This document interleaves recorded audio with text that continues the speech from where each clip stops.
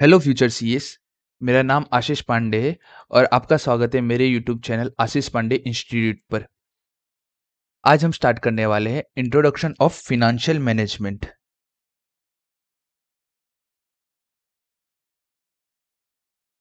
Introduction of financial management.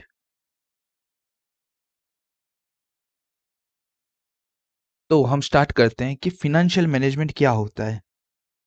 Financial management, तो जो financial होता है उसको लेमन लैंग्वेज में हम लोग बोलते हैं मनी, और मैनेजमेंट को हिंदी में बोला जाता है मैनेज करना।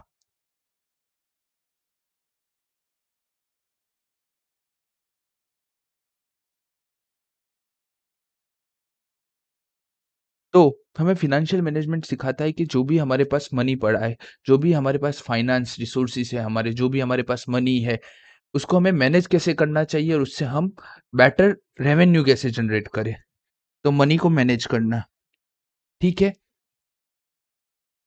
अब अब मनी को मैनेज करना कोई इजी बात नहीं होती है। मनी को मैनेज करने के लिए लगते हैं कुछ जजमेंट्स,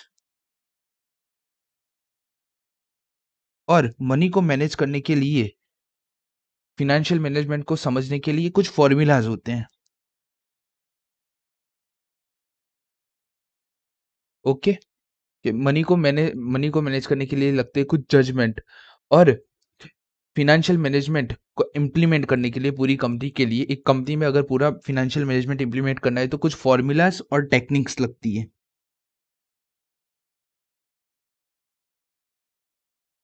ओके, जब दोनों का कॉम्बिनेशन होगा इन दोनों का कॉम्बिनेशन होगा तब फाइनेंशियल मैनेजमेंट बनेगा। मतलब कि अगर एक लेमन लैंग्वेज की भाषा में बात करें तो जजमेंट को हम मान सकते हैं एक आर्ट्स, और ये फॉर्मूलाज और टेक्निक के बेस पे तो हम इसे साइंस मान सकते हैं। तो FM is the art and science of managing money and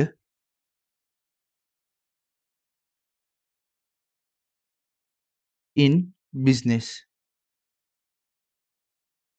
तो फाइनेंशियल मैनेजमेंट क्या है? तो फाइनेंशियल मैनेजमेंट कुछ नहीं, एक आर्ट एंड साइंस का कॉम्बिनेशन है कि हमारी जो मनी है उसको हम मैनेज कैसे करेंगे बिजनेस के अंदर। आर्ट्स किस लिए? क्योंकि इसमें बहुत सारे जजमेंट लगते हैं, नंबर ऑफ जजमेंट लगते हैं एक फाइनेंशियल मैनेजमेंट के लिए। और साइंस इसलिए क्योंकि ये फॉर्मूला और टेक्निकल बेस्ड ड्रिवन है। फॉर्मूला और टेक्निक से ये ड्रिवन होता है, इसलिए इसको साइंस बोला जाता है। तो ये हमने पूरा लेमैन की लैंग्वेज में समझा कि फाइनेंशियल मैनेजमेंट क्या है। तो फाइनेंशियल मैनेजमेंट कुछ नहीं, मनी को मैनेज करना। मनी को मैनेज करने के लिए कुछ जजमेंट्स लगते हैं हमारे, जिसे हम आर्ट्स बोलते हैं। और फाइनेंशियल मैनेजमेंट को समझने के लिए कुछ फॉर्मूलाज और टेक्निक्स लगती है, जिसे हम साइंस कहते हैं। इसलिए बोला जाता है कि FM is the art and science of a managing a money in a business. Okay, FM के कोई टेक्निकल मीनिंग में जाने से पहले एक हम एग्जांपल समझते हैं कि बिजनेस में मनी हम कैसे मैनेज कर सकते हैं। तो हर किसी के लाइफ में, एक कंपनी के लाइफ में जो हमारा बिजनेस होता है, वो सेंटर ऑफ अट्रैक्शन होता है कि बिजनेस, ये बंदा क्या कर रहा है, जो कंपनी है वो किस बिजनेस में एंगेज है, कौन सी ऑपरेटिंग एक्टिविटी, कौन सी फाइनेंसिंग एक्टिविटी है। ये एक बिजनेस के लिए कोर एरिया होता है। बट एक बिजनेस बनाने के लिए उसके बिहाइंड क्या लगता है? तो एक बिजनेस बनाने के लिए उसके पीछे दो चीज लगती है। एक सोर्सेस ऑफ फंड्स,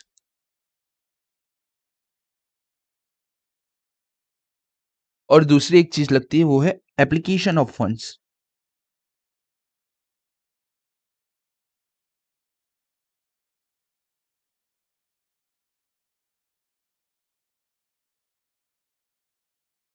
ओके, तो ये दोनों चीजें एक बिजनेस को डेवलप करने के लिए लगती है, सोर्सेस ऑफ फंड्स और एप्लीकेशन ऑफ फंड्स। तो सबसे पहले बात करते हैं सोर्सेस ऑफ फंड क्या होता है? तो सोर्सेस ऑफ फंड का सीधा-सीधा मीनिंग होता है कि बिज़नेस चलाने के लिए जो भी पैसा हम ला रहे हैं, वो कहाँ से ला रहे हैं, उसके सोर्स कहाँ है? और एप्लीकेशन ऑफ फंड का मतलब होता है, जो भी हम पैसा सोर्स ऑफ फंड मतलब कि सोर्स ऑफ फंड से ला रहे हैं, जहाँ से भी हम जो भी फंड ला रहे हैं, उसको हम उसको लगा कहाँ रहे हैं? तो एप्लीकेशन ऑफ फंड के लिए सबसे पहले समझते हैं, तो एप्लीकेशन ऑफ फंड को हम 2 चीज़ों में डिवाइड कर सकते हैं। तो एक बिज़नेस चलाने के लिए हमें कुछ फिक्स असेट्स चाहिए। तो सबसे पहला हमारा सोर्स ऑफ फंड का यूज़ होता है फिक्स असेट के लिए।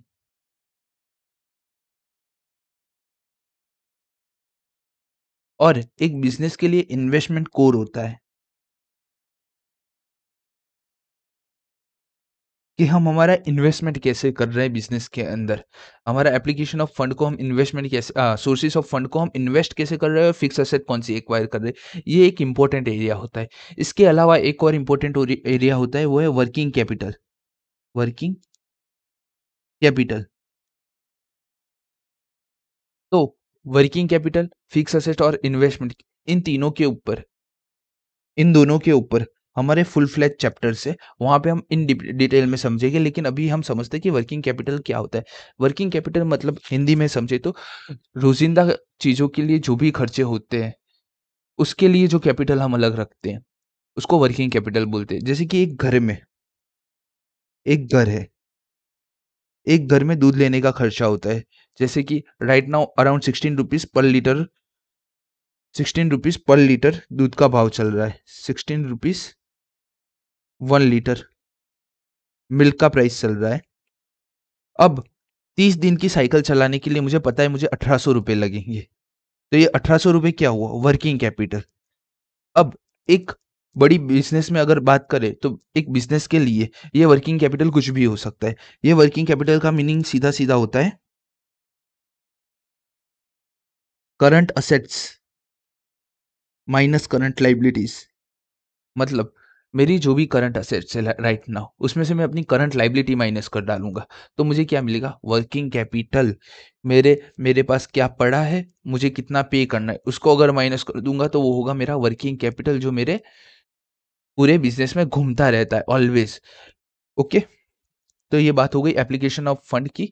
टेंशन मतलब हर एक चीज की बात उसके रिस्पेक्टिव चैप्टर के अंदर हम डिटेल में बात करेंगे। ओके।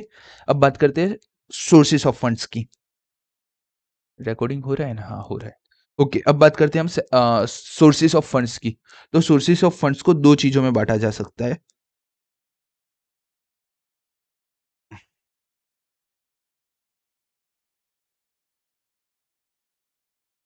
सबसे पहला डेट फंड और दूसरा शेयर होल्डर्स फंड।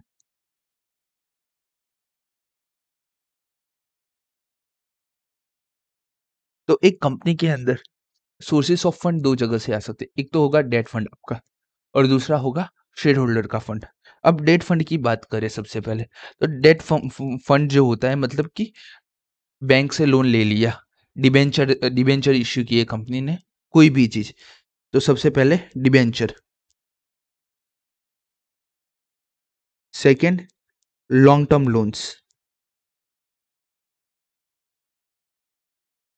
एक्सेट्रा। ये सारे आपके डेट फंड होंगे। ठीक है।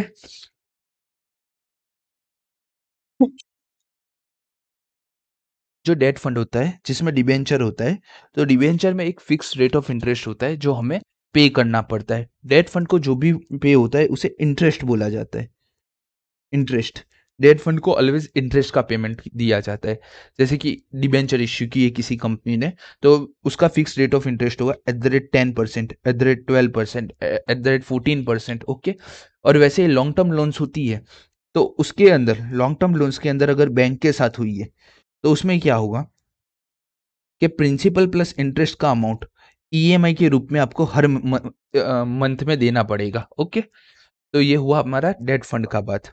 दूसरा हम बात करते हैं शेयर होल्डर्स फंड। तो शेयर होल्डर्स फंड को फर्दर हम 2 जगह डिवाइड कर सकते हैं। एक तो इक्विटी ओरिएंटेड फंड्स और दूसरा हम उसे बोल सकते हैं preference share holders. Preference shares. अब हमने शेयर होल्डर को फंड को 2 हिस्सों में क्यों बाँटा? तो आप अपने लॉ में पढ़ते हैं कि लॉ के अंदर जो शेयर होल्डर्स फंड होते हैं वो 2 तरह के होते हैं। आपकी लॉ और अकाउंट्स दोनों में आता है। एक तो प्रेफ़रेंस शेयर होल्डर्स होते हैं और दूसरे इक्विटी होल्डर्स होते हैं। तो जो प्रेफ़रेंस शेयर होल्डर होते हैं, उन्हें एक फ़िक्स्ड रेट ऑफ डिविडेंड मिलता है। ओके? ये आपको पता होना चाहिए। Second, fixed rate of dividend होता है और ये there are not a true owner. Not a true owners of a company, मतलब कि ये सच्चे ओनर नहीं होते हैं। Equity share holder true owners होते हैं। फिक्स रेट ऑफ डिविडेंड मिलता है। इनके राइट्स जो भी है वो इक्विटी की तरह नहीं होते। एक इक्विटी होल्डर के पास जो राइट्स होते हैं वो इसमें नहीं होते। कौन से राइट? वोटिंग करना, मेन वोटिंग करना जो सबसे बड़ा राइट होता है, ये प्रेफरेंस शेयर होल्डर के पास नहीं होते। हाँ, लेकिन टू 2 साल तक अगर कंटिन्यू डिविडेंड ना दिया जाए, 2 इयर्स कंटिन्यू अगर डिविडेंड नहीं पे होता है, तो प्रेफरेंस शेयर होल्डर के पास इक्विटी जैसे राइट आ जाते हैं। ओके? अभी तक मैंने जो भी लिखा है, आपको लिखना है तो लिखो, नहीं लिखना हो तो मत लिखो। ये सिर्फ इंट्रोडक्शन का पैरा है। ये आपका कहीं एग्जाम के या कहीं भी पूछा जाने वाला पैरा नहीं है। ये इसमें से कुछ भी आपके एग्जाम के अंदर नहीं पूछ सकते, बट एक एफएम का बेस बनाने के लिए ये सब है। ओके? ओके, तो ये प्रेफरेंस शेयर होल्डर के कुछ फीचर्स है। अब इक्विटी फंड्स की बात करते हैं, तो इक्विटी फंड्स को है ना फर्दर दो चीजों में डिवाइड किया जा सकता है। Number one is equity fund, sorry, number one is equity share capital और number two is retain earnings, retain earnings.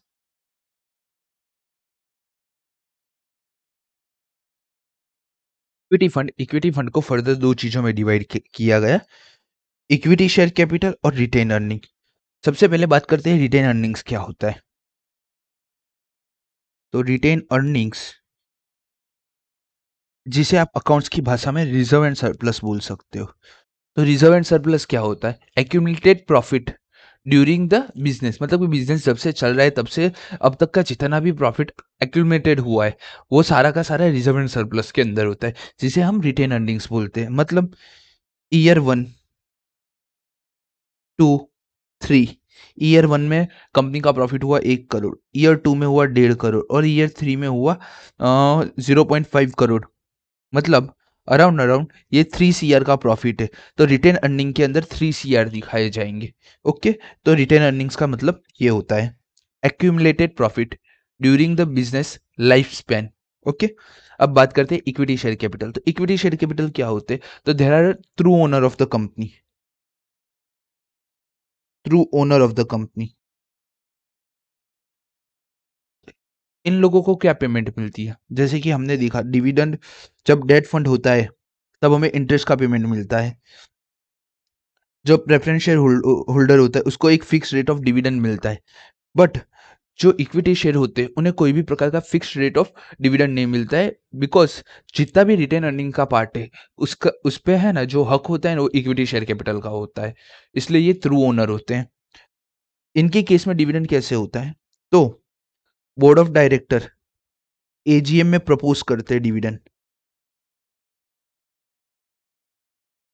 And जो शेयर होल्डर होते हैं वो वोटिंग करके इसको एक्सेप्ट करते हैं।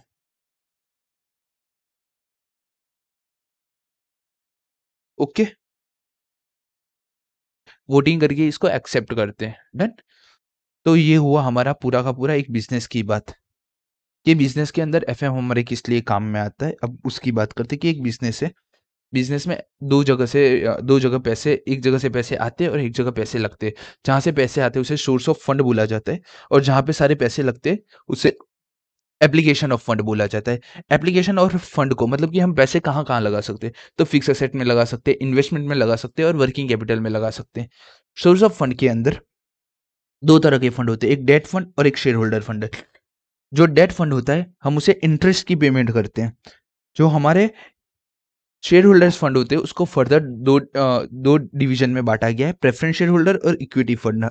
जिसमें प्रेफ़रेंस शेयर होल्डर को एक फ़िक्स रेट ऑफ डिविडेंड मिलता है और जो हमारे इक्विटी फंड होते हैं, उन्हें कोई भी हिसाब से फ़िक्स्ड रेट नहीं मिलता है बल्कि उसमें बोर्ड ऑफ डायरेक्टर एजीएम में प्रपोज़ करते हैं डिविडेंड और शेयर होल्डर को एक्सेप्ट करना होता है वोटिंग के ज़रिए जो भी हो, जो भी आपका लॉ बोलता है उस हिसाब से वो लोग करते हैं।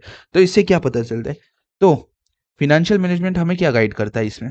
तो फाइनेंशियल मैनेजमेंट गाइड करता है जो भी पैसा मेरे पास आ रहा है उसके लिए मुझे कितना पेमेंट करना पड़ रहा है इंटरेस्ट और डिविडेंड का और जो मैं एप्लीकेशन ऑफ फंड मतलब कि जहाँ पे मैं पैसा लगा रहा हूँ वहां से मेरा प्रॉफिट कितना हो रहा है इस पूरी चीज को मैनेज करना सिखाता है फाइनेंशियल मैनेजमेंट हमें। अब हम एक टेक्निकल लैंग्वेज की तरफ बढ़ते हैं। तो टेक्निकल लैंग्वेज के हिसाब से अपने ऐसा बोल सकते हैं financial management refers to financial management refers to that managerial activity manage करने वाली जो हमारी एक्टिविटी है सारी की सारी कौन सी है। पहली एक्टिविटी है arrangement of funds. First activity arrangement of funds.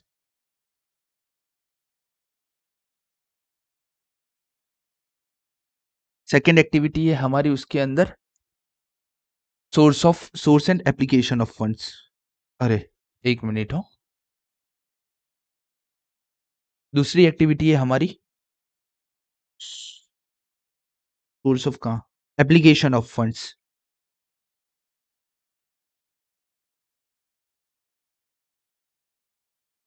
Arrangement of funds को हम बोल सकते हैं सोर्स ऑफ फंड और एप्लीकेशन ऑफ फंड्स ये जो दोनों एक्टिविटी है उसे हम मैनेज कैसे करते हैं।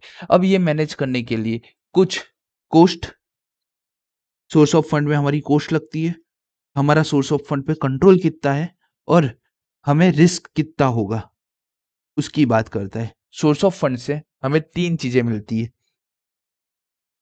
हर फंड को अपने घर पे लाने की मतलब कि अपने बिजनेस में लगाएंगे हर फंड को तो कितनी कॉस्ट हमारी इनकर होगी उस फंड के ऊपर हमारा कंट्रोल कितना रहेगा और वो फंड हमारे बिजनेस को कितना डैमेज कर सकता है या कितना रिस्क हमारे लिए पैदा कर सकता है।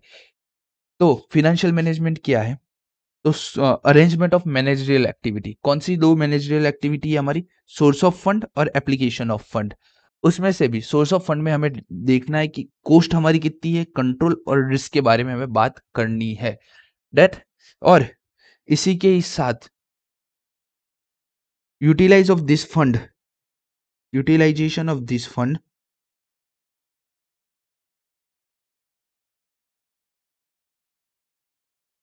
in such a manner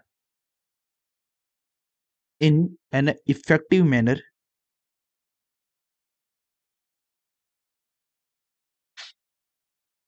to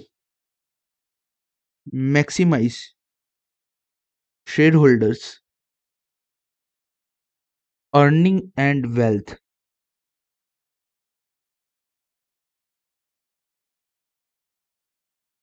okay earning and wealth जिसे हम ईपीएस एंड एमपीएस बोलेंगे आगे से। डन। तो एक ये टेक्निकल लैंग्वेज है जो आपको आपको आपकी मॉड्यूल के अंदर मिल जाएगी जो चैप्टर नंबर 1 है उसके अंदर। तो टेक्निकल लैंग्वेज क्या बोलती है जो भी हमने यहाँ पढ़ा बिजनेस में से सोर्स ऑफ फंड कहाँ आते हैं एप्लीकेशन ऑफ फंड क्या होती सोर्स ऑफ फंड को लेने के लिए कौन सी हमारी कॉस्ट आती है या तो फिर बात करें कंट्रोल की तो जैसे कि प्रेफरेंस शेयर के अंदर इक्विटी के राइट नहीं है ये थ्रू ओनर नहीं है जबकि ये थ्रू ओनर है तो यहाँ पे बात आ गई हमारी कंट्रोल की और रिस्क कितना क्या रिस्क होगा अगर बिजनेस चला या नहीं चला तो और एप्लीकेशन ऑफ फंड्स इन दोनों का हम मैनेजमेंट कैसे करते हैं और यूटिलाइजेशन ऑफ दिस फंड इस फंड को हम यूटिलाइज करके इसको एक इफेक्टिव मैनर में यूज करके हम हमारे जो शेयर होल्डर है उनकी अर्निंग और वेल्थ कैसे इंक्रीज कर सकते हैं। Okay okay done. Okay done. तो एक बार फिर से पूरा कंक्लूड करते हैं। एफएम क्या है। एफए एक मैनेजरियल एक्टिविटी है। कौन कौन सी दो चीज करते हैं हम एक्टिविटी के नाम पे सोर्सेस ऑफ फंड हमारे कौन से और एप्लीकेशन ऑफ फंड हमारे कौन से इन दोनों का यूज करके हमें ये इफेक्टिव मैनर में इसका यूज करके हमें बताना है कि हम हमारे शेयर होल्डर की अर्निंग और वेल्थ हम कैसे यूज़ कर सकते हैं। जबकि सोर्स ऑफ फंड में हमें ध्यान देना है कि हमारा कॉस्ट कितना है, हमारा कंट्रोल कितना है और हमारा रिस्क कितना है। ओके? अब बात करते हैं हम कॉस्ट, रिस्क और कंट्रोल की, ठीक है? ये हमारा था पूरा का पूरा फर्स्ट कॉन्सेप्ट। अब हमारा बात करते हैं हम सेकंड कॉन्सेप्ट की, ये cost, risk and control.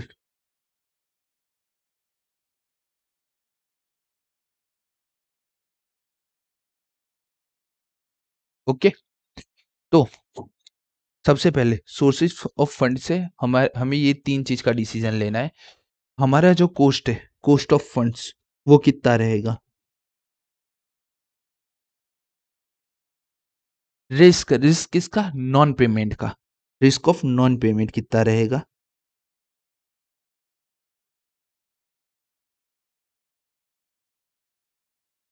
And last but not the least, control of fund, के फंड के ऊपर हमारा कंट्रोल कितना है? और हम 3 जगह से पैसे मंगवाते। Number 1 is equity, number 2 is a preference share, number 3 is a debt. Okay? अब बात करते हैं सबसे पहले कॉस्ट ऑफ फंड की, इक्विटी, प्रेफरेंस और डेट की।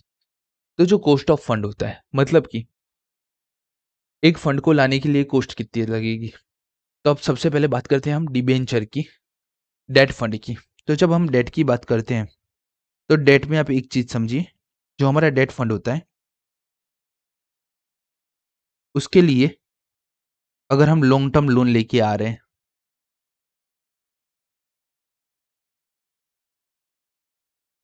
हम जैसे कि हमारा डेट है, उसके लिए हम लॉन्ग टर्म लोन लेके आ रहे हैं, तो ये लॉन्ग टर्म लोन के लिए क्या लगेगा? सबसे पहले एक बैंक अकाउंट होगा जिसमें हमारा ये लोन पास होगा, ठीक है? जिसमें हमारा लोन मिलेगा। अब ये लोन के लिए 2 टू 3% कमीशन चार्ज होता है, उससे ज़्यादा नहीं होता है। मतलब कि इसका मतलब मैं 100 करोड़ का लोन लेने जाऊँगा, तो जो भी मेरा चार्जेस होगा, बैंक जो चार्ज लेगी वो 2 टू 3% होगी। इसलिए जो डेट का फंड होता है, ऑलवेज़ लो कॉस्ट रखता है। Debt always low cost fund होता है। ओके? अब बात करते हैं इक्विटी की। अगर मुझे इक्विटी कैपिटल इश्यू करना है ना,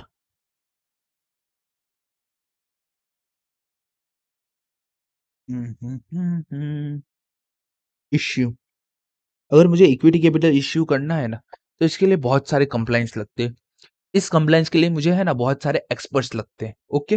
एक्सपर्ट्स रिक्वायरमेंट होती है और ये एक्सपर्ट सारे के सारे कॉस्टली होते हैं। ओके? इसके अलावा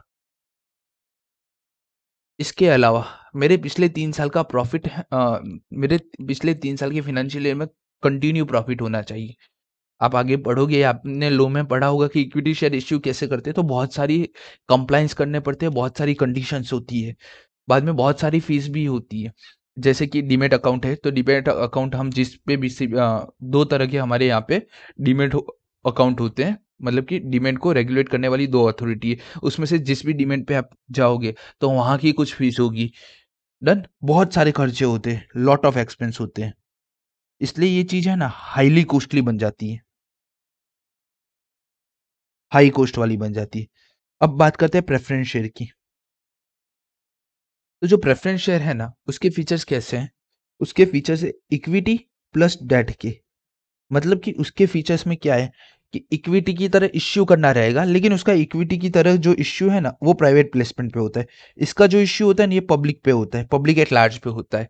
बट इसका इश्यू प्राइवेट प्लेसमेंट पे होता है। और डेट जैसे फीचर है, जैसे कि इसके लिए ना थोड़े कम कंप्लायंस फॉलो करने पड़ते हैं इक्विटी के हिसाब से। तो ये प्रेफ़रेंस शेयर का जो केस है ना, वो मीडियम कॉस्ट हो जाता है। मतलब कि ना ही इक्विटी जितना होता है, बट ना ही डेट जितना लो होता है। ठीक है? ऑलवेज़ याद रखना, प्रेफ़रेंस शेयर है ना, इक्विटी के फीचर और डेट के फीचर कोई भी जगह हो, कॉस्ट हो, रिस्क हो या कंट्रोल हो, इक्विटी के फीचर्स और डेट के फीचर्स दोनों सँभाल के रखता है। इसलिए उसकी कॉस्ट दोनों के बीच की ही होगी, मीडियम। अब रिस्क ऑफ नॉन पेमेंट की बात करते हैं। सबसे पहले बात करते हैं डेट की। अगर मैंने रीपेमेंट नहीं किया ईएमआई का, फर्स्ट इंस्टॉल मेरा बाउंस हो गया कंपनी का, सेकंड इंस्टॉलमेंट बाउंस हो गया, थर्ड इंस्टॉलमेंट बाउंस हो गया, तो क्या होगा? 3 इंस्टॉलमेंट तक तो है ना, बैंक भी मेरे मुझे पता है वहाँ तक बैंक भी ध्यान नहीं देती है पर्सनल के अंदर, कंपनी के अंदर मुझे नहीं पता है। तो 3 इंस्टॉलमेंट तक तो बैंक ध्यान नहीं देगी, जैसे ही थर्ड इंस्टॉलमेंट खत्म होता है तब वो लोग अपने इंसान भेजना स्टार्ट कर देती है रिकवरी के लिए, ओके? उसके अलावा अगर आपने कोई फिक्स एसेट ली होगी अगेंस्ट लोन, लोन के अगेंस्ट कोई फिक्स्ड असेट ली होगी, मतलब कि एक 50 करोड़ की असेट लेनी थी मुझे, तो जो फिक्स असेट में ला रहा था 50 करोड़ की, उसको बोला कि भाई मैं अगर पे ना कर पाऊँ तो तू ये फिक्स असेट ले जाना, ओके? तो क्या होगा कि वो 3 महीने खत्म होने के बाद फिक्स असेट एक्वायर कर लेगी। मतलब कि अगर नॉन पेमेंट किया कोई भी हिसाब से मैंने पेमेंट नहीं किया तो क्या होगा? वो मेरी फिक्स असेट लेके जा सकती है, या फिर मैंने कोई प्रॉपर्टी दी होगी कंपनी की वो लेके जा सकती है, ओके? तो डेट ऑलवेज हाई रिस्की है। नॉन पेमेंट के केस में डेट ऑलवेज हाई रिस्की। अब सामने बात करते हैं इक्विटी की। अगर इक्विटी होल्डर को मैंने डिविडेंड नहीं दिया, मैंने प्रॉफिट भी नहीं किया, तो क्या होगा? कुछ नहीं होगा। वो लोग कुछ कर ही नहीं सकते हैं। रीजन मीन वो क्या कर सकते हैं इक्विटी शेयर होल्डर? अपने शेयर बेच देंगे और कोई और पर्सन वो शेयर खरीद लेगा। बट ऐसा कोई लीन नहीं होगा कि वो मेरी प्रॉपर्टी बेच के भी प्रॉफिट करवाएगी। ठीक है? एक कंपनी की वो प्रॉपर्टी नहीं बेच सकती है। वो भले ही थ्रू ओनर्स है, लेकिन सारी सत्ता बीओडी बोर्ड ऑफ डायरेक्टर्स के हाथ में होती है। तो यहाँ अगर हमने डिविडेंड पेमेंट नहीं किया तो, या कैपिटल रिटर्न नहीं की तो लो रिस्क होगा। एंड एक और बात, इक्विटी में जनरली कैपिटल रिटर्न कब होती है? तो at the time of liquidation. Liquidation जब होता है ना कंपनी का, उससे पहले कभी भी कैपिटल कंपनी नहीं देती अनटिल अनलेस उन्होंने बायबैक नहीं किया है तो। ठीक है? तो लिक्विडेशन के टाइम पे, और लिक्विडेशन के भी टाइम पे इक्विटी शेयर होल्डर को सबसे लीस्ट प्रायोरिटी रखा जाता है कैपिटल के लिए। मतलब कि अगर बचेगा तो कैपिटल को कुछ मिलेगा, इक्विटी शेयर होल्डर को कुछ मिलेगा, नहीं तो नहीं मिलेगा। डन ना? इसलिए risk of non repayment, then equity is low. Preference के लिए मैंने पहले ही बोल के रखा है, वो दोनों के कंबाइंड फीचर रखती है, तो इसका रिस्क भी मीडियम होगा। क्यों मीडियम होगा? पहली बात, डेट के बाद हम प्रेफरेंस शेयर को प्रायोरिटी मिलती है पेमेंट रिसीव करने की, बट इक्विटी से पहले मिलती है। डन? ओके। अब बात कर लेते हैं कंट्रोल की।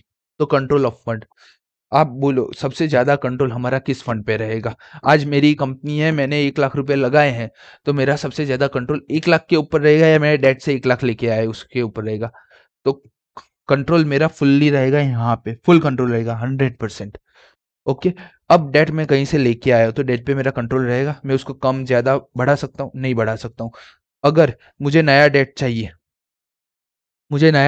तो मुझे बैंक को रिक्वेस्ट करनी पड़ेगी, बैंक की इच्छा होगी तो वो देगा, बैंक की इच्छा नहीं होगी तो नहीं देगा। तो यहाँ पे मेरा कंट्रोल होगा 0%। और प्रेफरेंस का मीडियम ऑलवेज, क्योंकि प्रेफरेंस शेयर होल्डर, हर कोई प्रेफरेंस शेयर होल्डर परचेज करे वो जरूरी होता नहीं है। भले ही तुम पीपी करो, अगर किसी की इच्छा नहीं है तो वो नहीं लेगा। लेकिन इक्विटी के लिए राइट नाउ तुम देख ही रहे हो, 10 टाइम्स ओवर सब्सक्राइब हो रहा है हर चीज, हर equity 10 to 20 times over subscribe हो रहा है, जिसकी वैल्यू भी नहीं है, जिस कंपनी की वैल्यू भी नहीं है अच्छी, वो भी ओवर सब्सक्राइब हो रहा है।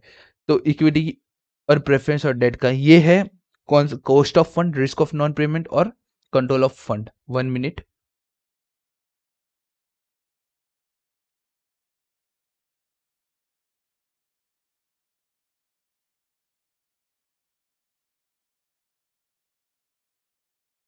बात करते हैं कोस्ट रिस्क एंड कंट्रोल की, बात कर ली, एक टेक्निकल डेफिनेशन एफएम की हमने, ये दोनों चीजों की बात कर ली। अब बात करते हैं कि एफएम का ऑब्जेक्टिव क्या होता है।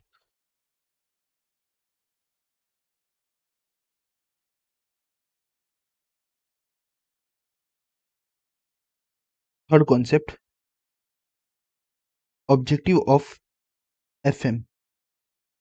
तो जहां पे भी बिजनेस होता है वहां पे अपने सोचते हैं कि हमारा ऑब्जेक्टिव होना चाहिए प्रॉफिट मैक्सिमाइजेशन।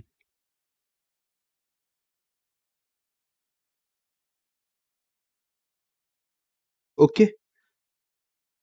आपके लिए जब भी आप धंधा चालू करते हो तो आप क्या सोचते हो? मेरा जो प्रॉफिट है ना वो मैक्सिमाइजेशन होना चाहिए। बट ये जो प्रॉफिट मैक्सिमाइज़ेशन का कॉन्सेप्ट है, ये बहुत पुराना है, ओल्ड है और ये शॉर्ट टर्म के लिए बहुत अच्छी चीज़ है।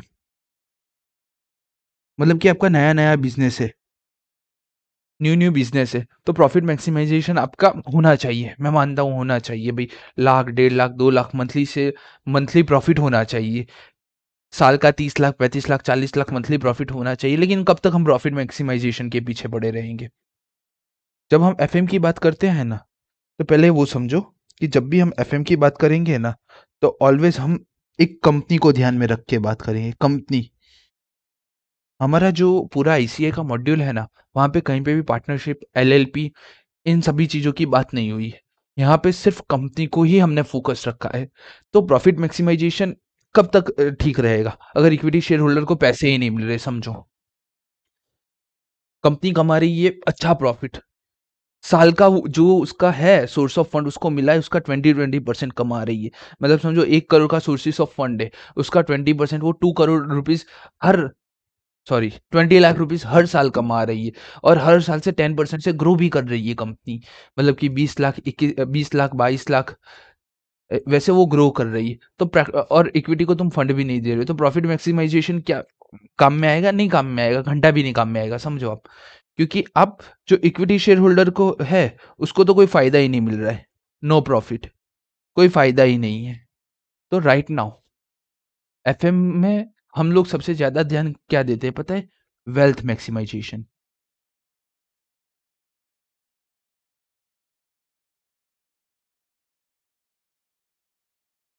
और ये होता है लॉन्ग टर्म के लिए।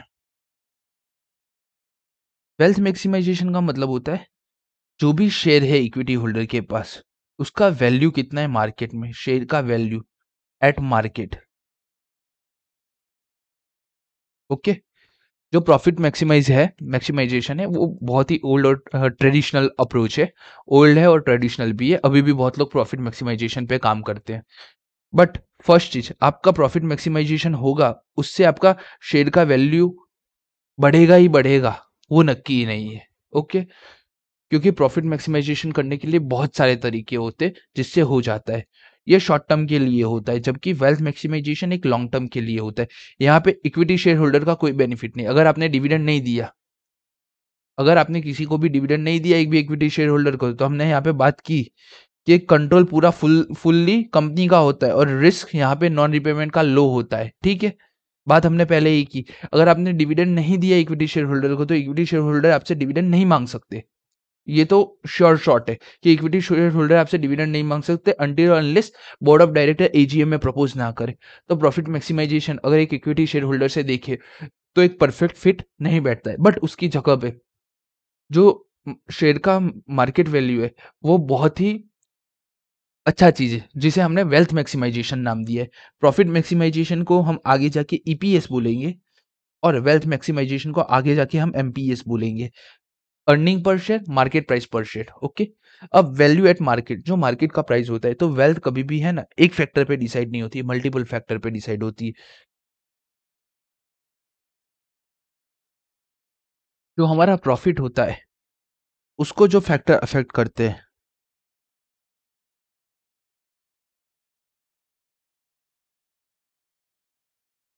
उसको जो फैक्टर अफेक्ट करते हैं वो दो या तीन होंगे। कौन से? सेल्स कितना है, एक्सपेंस कितना है, डन। ये दो या तीन चीजें होगी, सेल्स, एक्सपेंस। उसके अलावा प्रॉफिट को कोई और चीज अफेक्ट नहीं करती होगी। बट जब वेल्थ की बात करते हैं हम, तो वेल्थ को कौन से फैक्टर अफेक्ट करते हैं? तो वेल्थ को सबसे पहले फैक्टर अफेक्ट करता है इकोनॉमिक कंडीशन।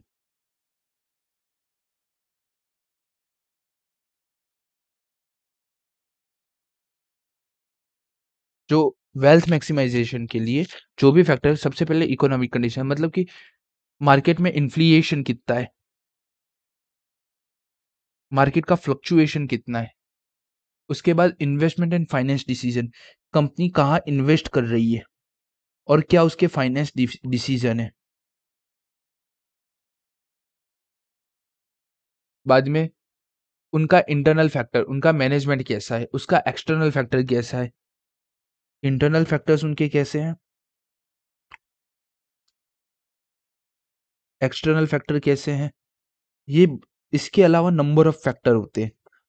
अगर आपको याद हो, तो अभी कपल ऑफ मंथ्स पहले अदानी के सामने कंपनी का नाम हैम्बर्ग ने रिपोर्ट डाली थी। हैम्बर्ग ही था, हैम्बर्ग ने हिडनबर्ग, हाँ, हिडनबर्ग ने अराउंड अराउंड जनवरी 2023, मतलब कि 2 साल पहले एक रिपोर्ट डाली थी 2023, और बाद में अभी बीच में भी एक आध बार है ना, उसने रिपोर्ट डाली थी। उसकी वजह से, उसकी रिपोर्ट की वजह से अदानी के जो शेयर थे वो डाउन हो गए थे। रीज़न बीइंग वो एक्सटर्नल फैक्टर था, जिसकी वजह से मार्केट वैल्यू कम हुआ। वैसे ही इंटरनल फैक्टर होता है, वैसे ही इकोनॉमिक कंडीशन होती है, इन्फ्लेशन कितना है मार्केट में, मार्केट का फैक्टराइजेशन कैसा है, मार्केट कैसे चल रहा है, ऐसी बहुत सारी चीजें हैं ना। नंबर ऑफ थिंग्स जो है वो एमपीएस को अफेक्ट करती है। तो शेयर वैल्यू एट मार्केट है आज के टाइम पे, वेल्थ मैक्सिमाइजेशन है ना, सबसे इंपॉर्टेंट चीज है। और एज अ पर्सनल मैं भी बताऊं ना, तो मेरा पर्सनली मानना है कि अगर आप बिजनेस कर रहे हो या सैलराइड पर्सन हो, ये एफएम को अपार्ट करके हम बात कर रहे हैं कि आप बिजनेस कर रहे हो, सैलराइड हो, जो भी कर रहे हो, as a individual, as a company नहीं, एज ए इंडिविजुअल आप कुछ भी कर रहे हो, तो आपका कुछ ना कुछ वेल्थ तो आपको क्रिएट करना ही चाहिए। वेल्थ क्रिएशन, क्योंकि आप एक बिजनेस कर रहे हो, आप करोगे, आपके बाद आपका बेटा करेगा, नहीं पता है। बिजनेस आप कब तक कर पाओगे? अगर आज आपकी एज 20 है, आप, मैं मान लेता हूँ 23rd तक में आपका सीए कंप्लीट हो गया, आपने प्रैक्टिस एस्टैब्लिश कर भी दी, तो आप कब तक कर पाओगे? At the age of 60। वैसे ही आप सैलराइड पर्सन हो, तो 16 तक ही आप कर पाओगे। मैंने कितने लोग देखे अभी तक में कि 50 की उम्र में जॉब छोड़ने की बात करते हैं, कंडीशन ठीक नहीं है। तो जब आपने वेल्थ क्रिएशन किया होगा, आपने अपना पोर्टफोलियो बनाया होगा डिफरेंट डिफरेंट जगहों पे,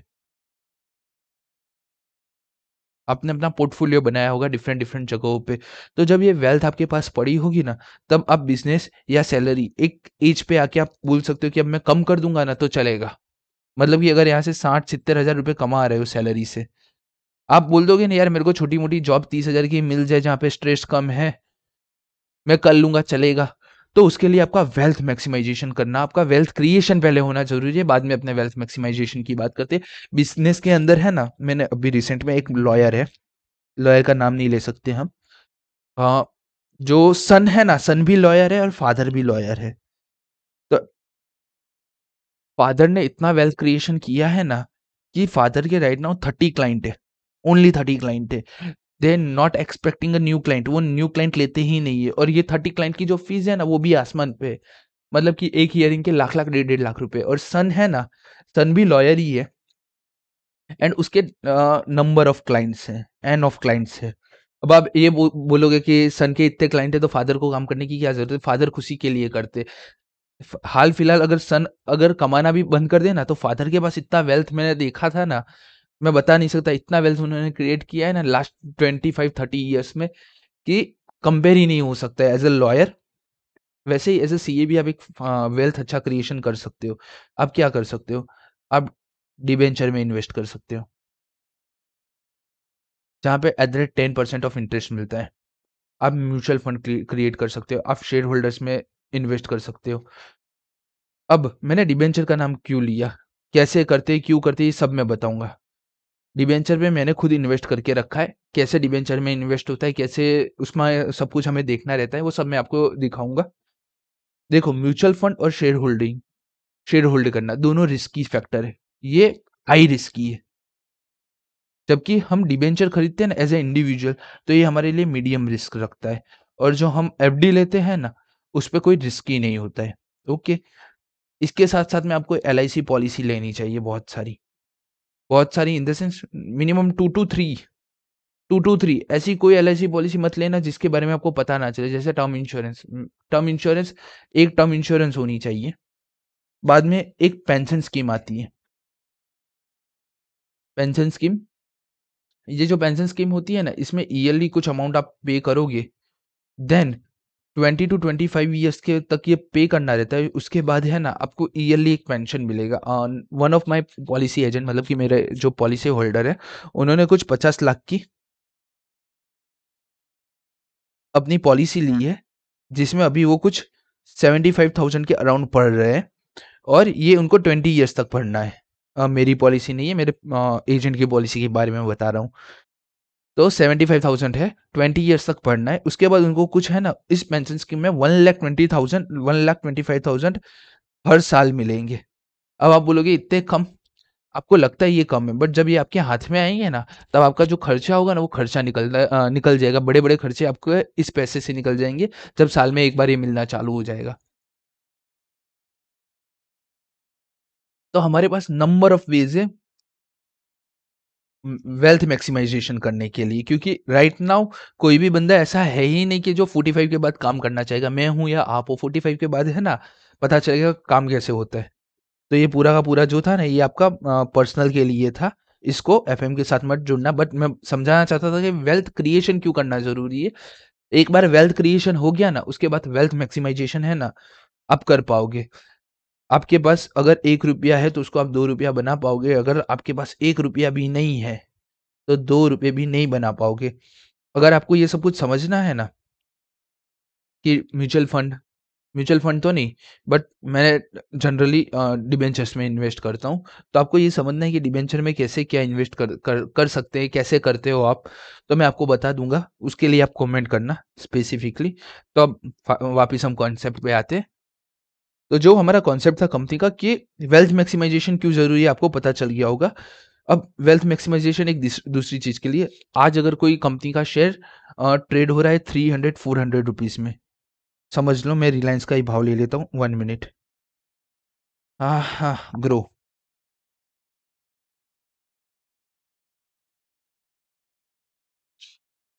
रिलायंस।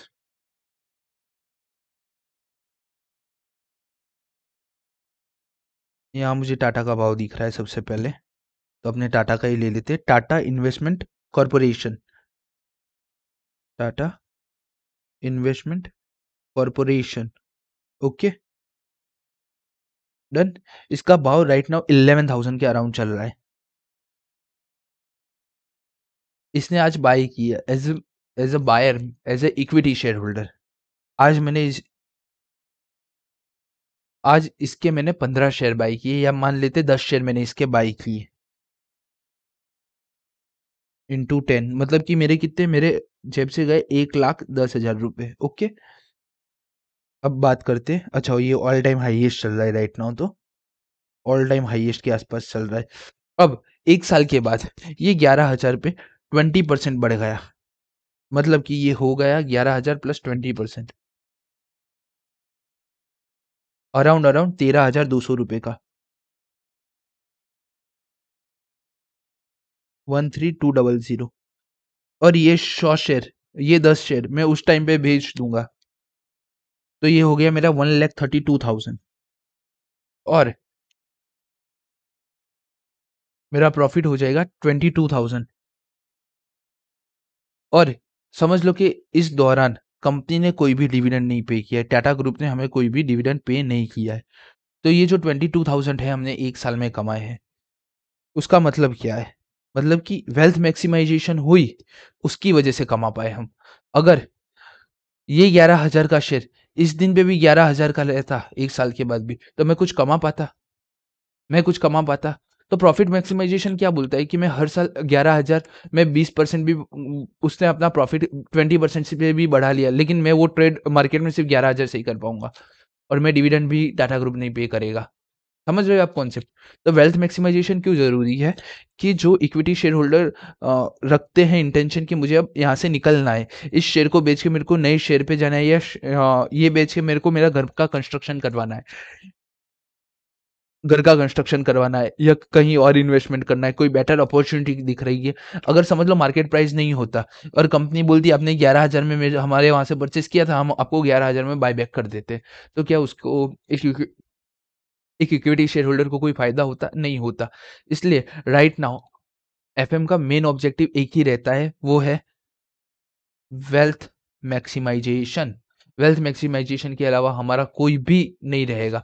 और वही फिर से बोलता हूँ, अपनी पर्सनल लाइफ में भी वेल्थ क्रिएशन पहले करना, and then after wealth maximization की तरफ बढ़ना।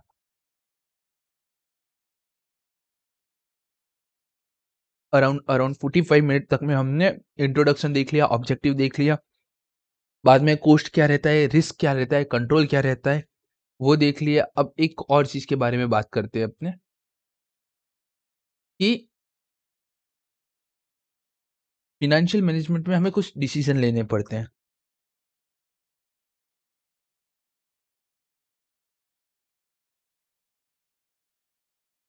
कॉन्सेप्ट नंबर 4th,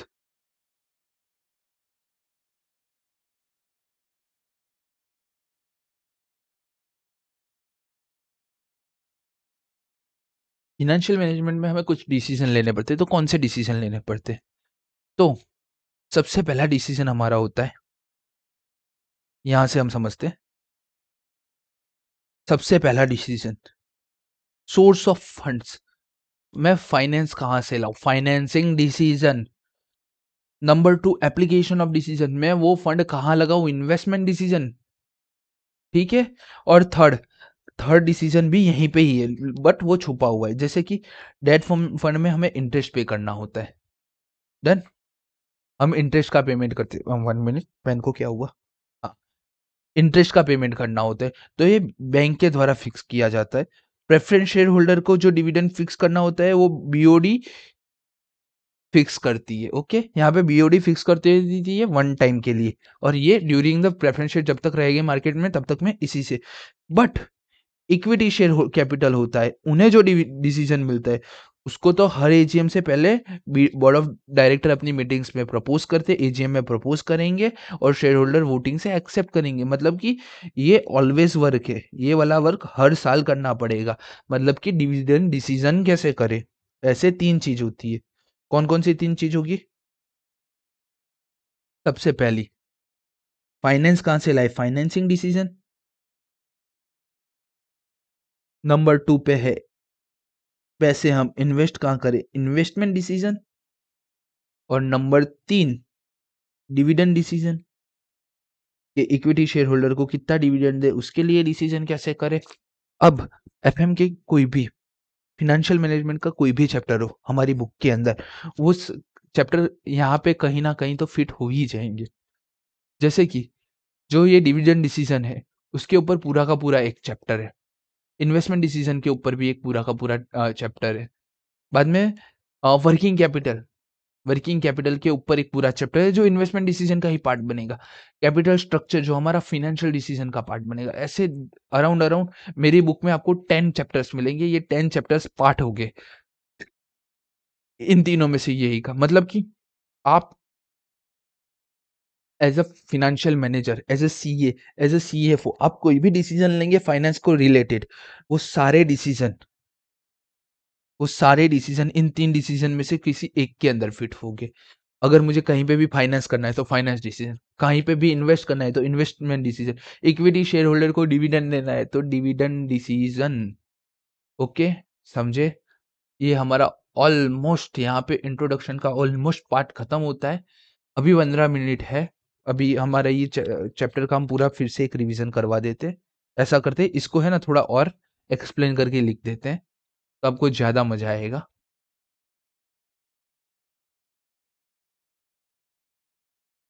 तो सबसे पहले finance decision.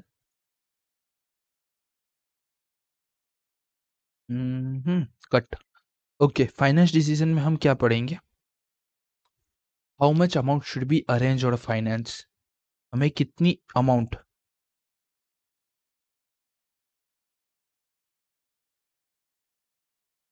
Should be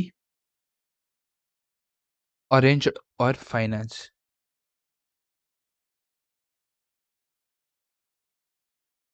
finance, then, और इन विच प्रोपोर्शन।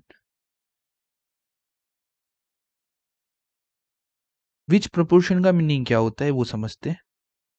हमने आगे बात की कि हम बहुत सारी जगह से पैसे मंगवाते हैं।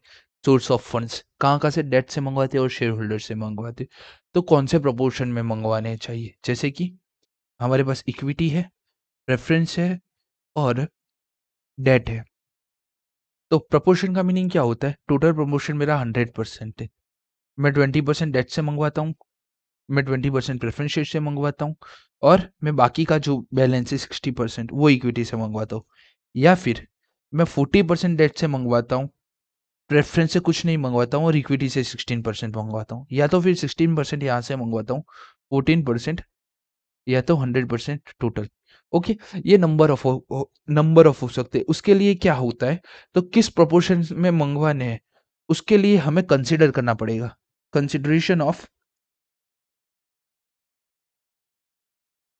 Cost, control and risk of source of fund.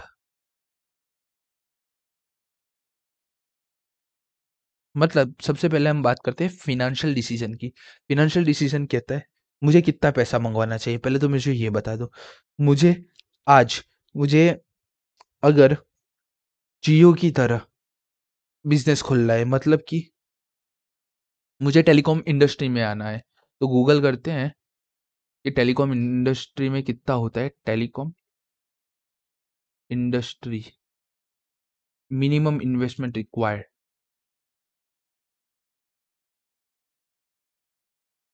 Minimum investment required in India. हाँ, तो मिनिमम 10 करोड़ से लेके 100 करोड़ तक का, मतलब कि जैसा आपको टेलीकॉम मैन्युफैक्चरिंग करना है, यहाँ पे कोई ऐसे ओके डन, जाने दो, अपने एग्जांपल से ही समझ लेते हैं। ऑनलाइन कुछ ढंग से बता नहीं रहा है, वो मैंने पहले से सर्च करके नहीं रखा। मतलब कि मुझे एक टेलीकॉम बिजनेस खोलना है, तो मुझे कितना चाहिए? एग्जाम्पल, मुझे 50 करोड़ रुपए चाहिए, मुझे 50 करोड़ रुपए चाहिए। ओके, अब ये 50 करोड़ में कौन कहाँ से मंगाऊंगा? मैं खुद के लेके आऊँ, मैं प्रेफरेंस से लेके आऊँ, या मैं डेट से लेके आऊँ? कितने पैसे मंगवाने हैं, कहाँ से लेके आओ, और ये कहाँ से लेके आऊँ वो किस पे डिसीजन रखेगा, उसका कॉस्ट कितना है, उसका कंट्रोल कितना है, और उसका रिस्क कितना है of a source of funds. समझ गए? तो ये फिनेंशियल डिसीजन है। सेकंड डिसीजन हमारा होता है, वो होता है इन्वेस्टमेंट डिसीजन। इन्वेस्टमेंट डिसीजंस, अब इन्वेस्टमेंट डिसीजन की बात करें तो हाउ मच अमाउंट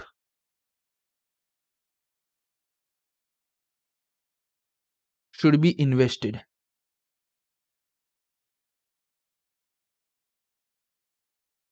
कि मुझे कितना अमाउंट इन्वेस्ट करना चाहिए और कौन सी असेट्स में। मतलब कि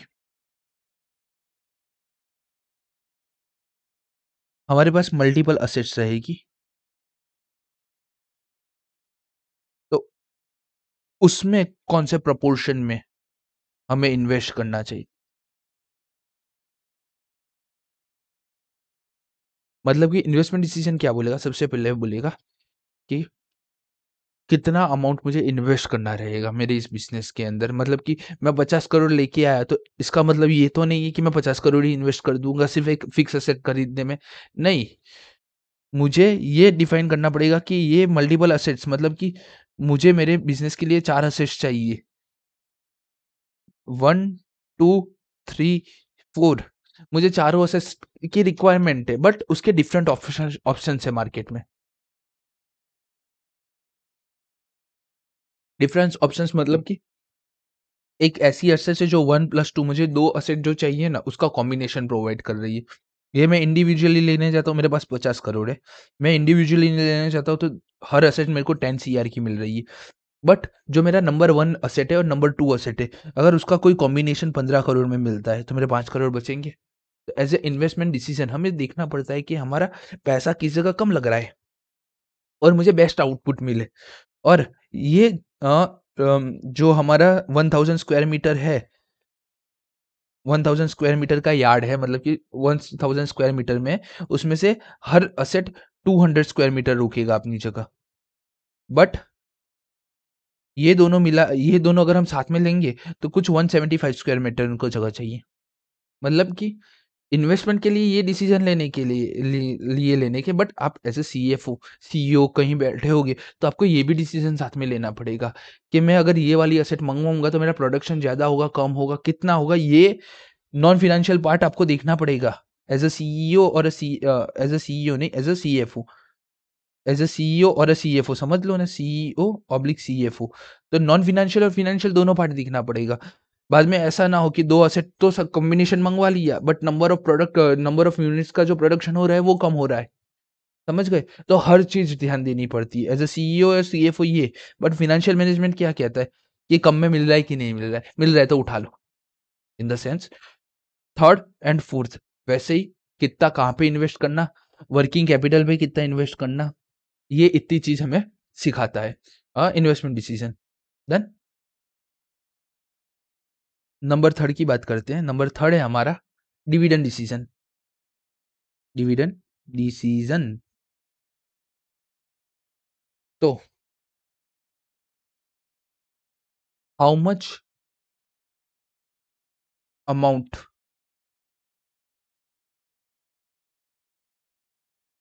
should be distribute as a dividend, और सेकेंड क्वेश्चन हमारा है effective effect of distribution of dividend on a company's value.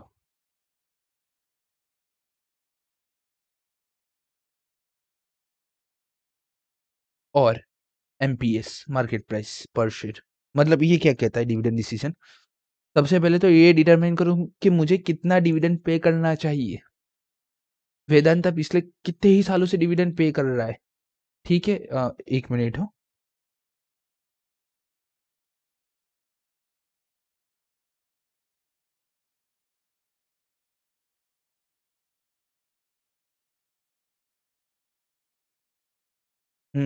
Vedanta पिछले कितने ही सालों से डिविडेंड पे कर रहा है। अभी लास्ट लास्ट उसने 26 अगस्त को अपना डिविडेंड पे किया 16 रुपीज पर शेयर।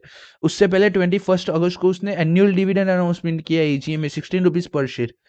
उसके बाद 24 जून को अनाउंस किया 7 रुपए, 18 जून को अनाउंस किया 7 रुपए। ये 2025 की बात है। 2025 में अब तक में उसने 4 बार डिविडेंड अनाउंस कर दिया। 2024 में भी उसने अराउंड अराउंड 4 बार, 4 नहीं 5 6 7 8 8 बार उसने डिविडेंड दिया है। 2023 में 23 की तो नहीं दिख रहे, बट 24 में 8 टाइम्स और 25 में अभी तक में अराउंड अराउंड उसने 4 टाइम्स उसने डिविडेंड इश्यू किया है। अब उसका शेयर का प्राइस देखोगे ना आप, तो बढ़ता चढ़ता दिखेगा। मतलब कि एक फ्लो नहीं दिखेगा, कभी बढ़ रहा है कभी कम हो रहा है। तो क्या होता है, सबसे पहले तो हमें डिसाइड करना पड़ता है बोर्ड ऑफ डायरेक्टर को कि हाउ मच डिविडेंड मैं दूं। अब इफेक्ट क्या होगी उसकी, अगर मैं डिविडेंड दूंगा तो आप वेदांता को देखो। वेदांता है ना, जिस हिसाब से डिविडेंड दे रहा है ना, तो उसका अगर 1 साल का चार्ट देखोगे तो वो ऊपर नीचे हो रहा है। ये मल्टीपल फैक्टर्स की वजह से हो रहा है। बट एक फैक्टर डिविडेंड भी है। अगर आप समझो डिविडेंड अगर कंपनी दे रही है, कंपनी की स्ट्रेंथ है कि वो अपना पैसा लगा के 20% रिटर्न कमा सकती है। ठीक है, और शेयर होल्डर का स्ट्रेंथ है कि वो अपना पैसा लगा के 10% रिटर्न कमा सकती है। तब इससे क्या होगा, इससे है ना कंपनी की स्ट्रेंथ पे सवाल उठेगा कि अगर वो 20% कमा के दे सकती है और अपना मार्केट प्राइस पर शेयर थोड़ा बढ़ा सकती है, तो वो शेयर होल्डर को क्यों दे रही है पैसा कि वो 10% पे अर्न करे। ठीक है, ये थोड़ा ऐसा लगेगा कि वेग है प्रॉफिट मैक्सिमाइजेशन और वेल्थ मैक्सिमाइजेशन का, लेकिन समझो आप, कंपनी अगर 20% कमा सकती है, अगर उसके पास स्ट्रेंथ है, तो वो डिविडेंड पे क्यों कर रही है। इसके बाद है ना, मेरे को एक और कॉन्सेप्ट याद आया, मैं वो बताऊंगा। वीडीए। वीडीए माने वैल्यू, सॉरी वीडीए नहीं, वीडीए नहीं, EVA. EVA EVA economy value added. तो ये इकोनॉमी वैल्यू एडेड क्या सिखाता है पता है? अगर कंपनी की स्ट्रेंथ ज्यादा है, कंपनी कंपनी की जो स्ट्रेंथ है वो ज्यादा है, तो कंपनी को, अरे रे, शिट, सॉरी सॉरी सॉरी, ये पूरा अलग कॉन्सेप्ट है। ये इकोनॉमी वैल्यू एडेड नहीं है। वो कॉन्सेप्ट का नाम क्या था? कॉन्सेप्ट का नाम क्या था? एक हमारा है ना चैप्टर है डिविडेंड डिसीजन, उसके अंदर है ना वोल्टर्स मॉडल के अंदर, हाँ वोल्टर्स मॉडल, उसके अंदर है ना कॉन्सेप्ट आता है एक डिविडेंड डिसीजन का। तो वो डिविडेंड डिसीजन में क्या बताते हैं पता है? या साइड में एक करते हैं। कंपनी है, कंपनी है, शेयर होल्डर है। अगर कंपनी 20% कमा पा रहा है एंड शेयर होल्डर को अगर डिविडेंड पे करते हो और वो डिविडेंड के ऊपर 10% कमाएगा, मतलब कि 100 रुपए का डिविडेंड है, अगर कंपनी को मैं देता हूँ तो कंपनी अपनी सूझबूझ से 20% कमाती है और शेयर होल्डर 10% कमाता है। तो क्या बोलता है, इस केस में हमें डिविडेंड नहीं पे करना चाहिए। दूसरा है कांस्टेंट, मतलब कि 100 रुपीज का वही सेम डिविडेंड है, कंपनी 10% कमा रही है और शेयर होल्डर भी 10% कमा रहे हैं। तो इस केस में किसी भी पॉइंट पे 0 to 100, मतलब कि 0 to 100% तक में आप कहीं पे भी, मतलब कि ये 100 रुपए का अब 0 रुपए दो या 100 रुपए दो, कोई फर्क नहीं पड़ता है। जब आप और शेयर होल्डर दोनों एक जैसा ही कमा रहे हैं तो कोई मतलब ही नहीं है अपने पास पैसा, कंपनी को अपने पास पैसा रखने, उस टाइम पे शेयर होल्डर को पैसा दे देना चाहिए। और थर्ड कॉन्सेप्ट है हमारा 100 रुपीज का डिविडेंड है, कंपनी कमा पा रही है 10%, बट शेयर होल्डर कमा पा रहा है 20%, ये थोड़ा अनलाइकली हो जाएगा, बट अपने मानते। तो ऐसे में क्या करना चाहिए, मतलब कि शेयर होल्डर 120 कर पाएगा और ये 110 कर पाएगी, मतलब कि शेयर होल्डर ज्यादा कमा रहा है, तो जितना भी डिविडेंड बनता है ना वो 100% पे आउट कर दो। ऐसा एक कॉन्सेप्ट है। तो वो कॉन्सेप्ट मैं यहाँ पे छोड़ रहा हूँ कि अगर 20% रिटर्न कमा पा रही है और 10% रिटर्न हो रहा है, तो ऐसे में क्या होगा मार्केट प्राइस में, समझो। मार्केट प्राइस में अगर ऐसा ऐसा सिनारियो है, कंपनी 20% है, 10% है, तो ग्रोथ आएगा। ऐसे में कांस्टेंट रहेगा अपना मार्केट प्राइस, और ऐसे में हमारा जो मार्केट प्राइस होगा ना वो डिक्लाइन जाएगा। अब आप ये चीज समझो, कंपनी 20% कमा रही है और शेयर होल्डर 10% कमा रहा है, उसके बावजूद डिविडेंड पे किया जाएगा। उसके बावजूद डिविडेंड पे किया जाएगा, मतलब कि क्या समझा जाएगा कि कंपनी की जो स्ट्रेंथ है ना वो कहीं ना कहीं कमी है, कंपनी की स्ट्रेंथ में कमी है थोड़ी बहुत, तो ये कमी को छुपाने के लिए डिविडेंड दे रहे हैं। तो ऐसे में क्या होगा, मार्केट प्राइस डिक्लाइन होगा। ये थोड़ी ऊपर की बात हो गई, आपको नहीं समझ में आया होगा, बट जब अपने डिविडेंड डिसीजन चैप्टर पूरा कंप्लीट करेंगे ना, तब तक में आपको ये बात समझ में आ जाएगी। आप सिर्फ इतना समझो कि आपके फादर जो है, अगर वो 20,000 रुपये कमा सकते हैं साल के, अरे 1 लाख रुपए का 1 लाख रुपए की एफडी है, आप इस तरीके से समझो, 1 लाख रुपए की एफडी है,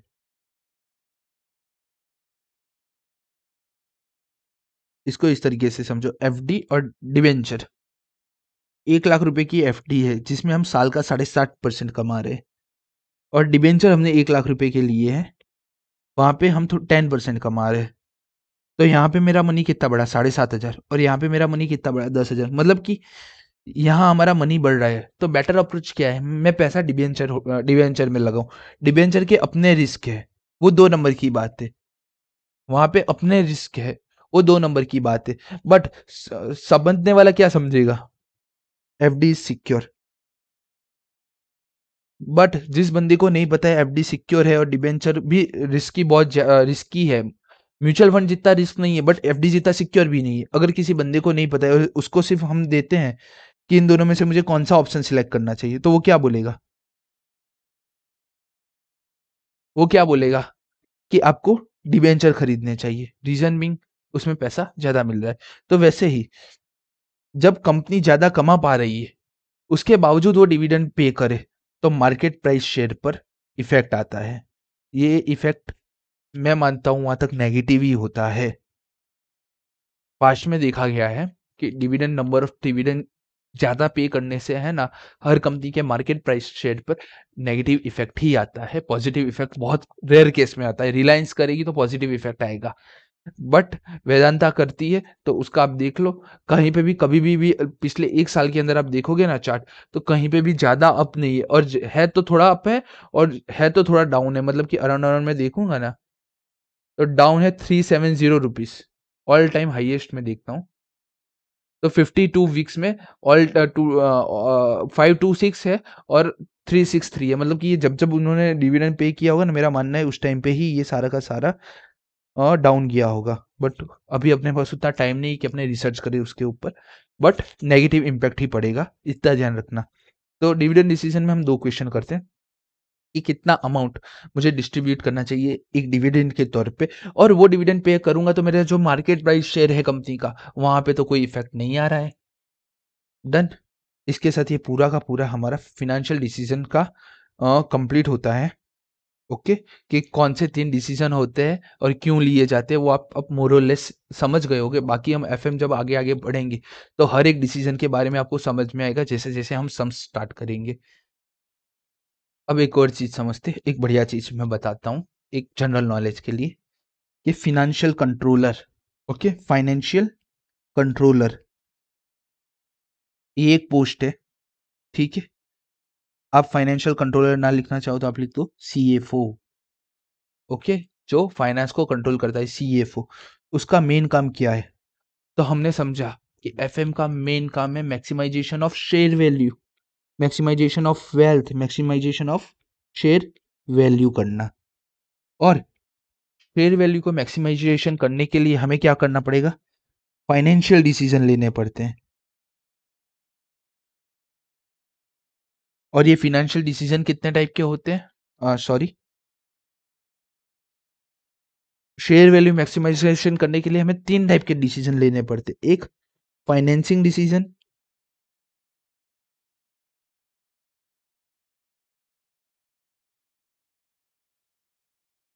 नंबर 2 इज इन्वेस्टमेंट डिसीजन।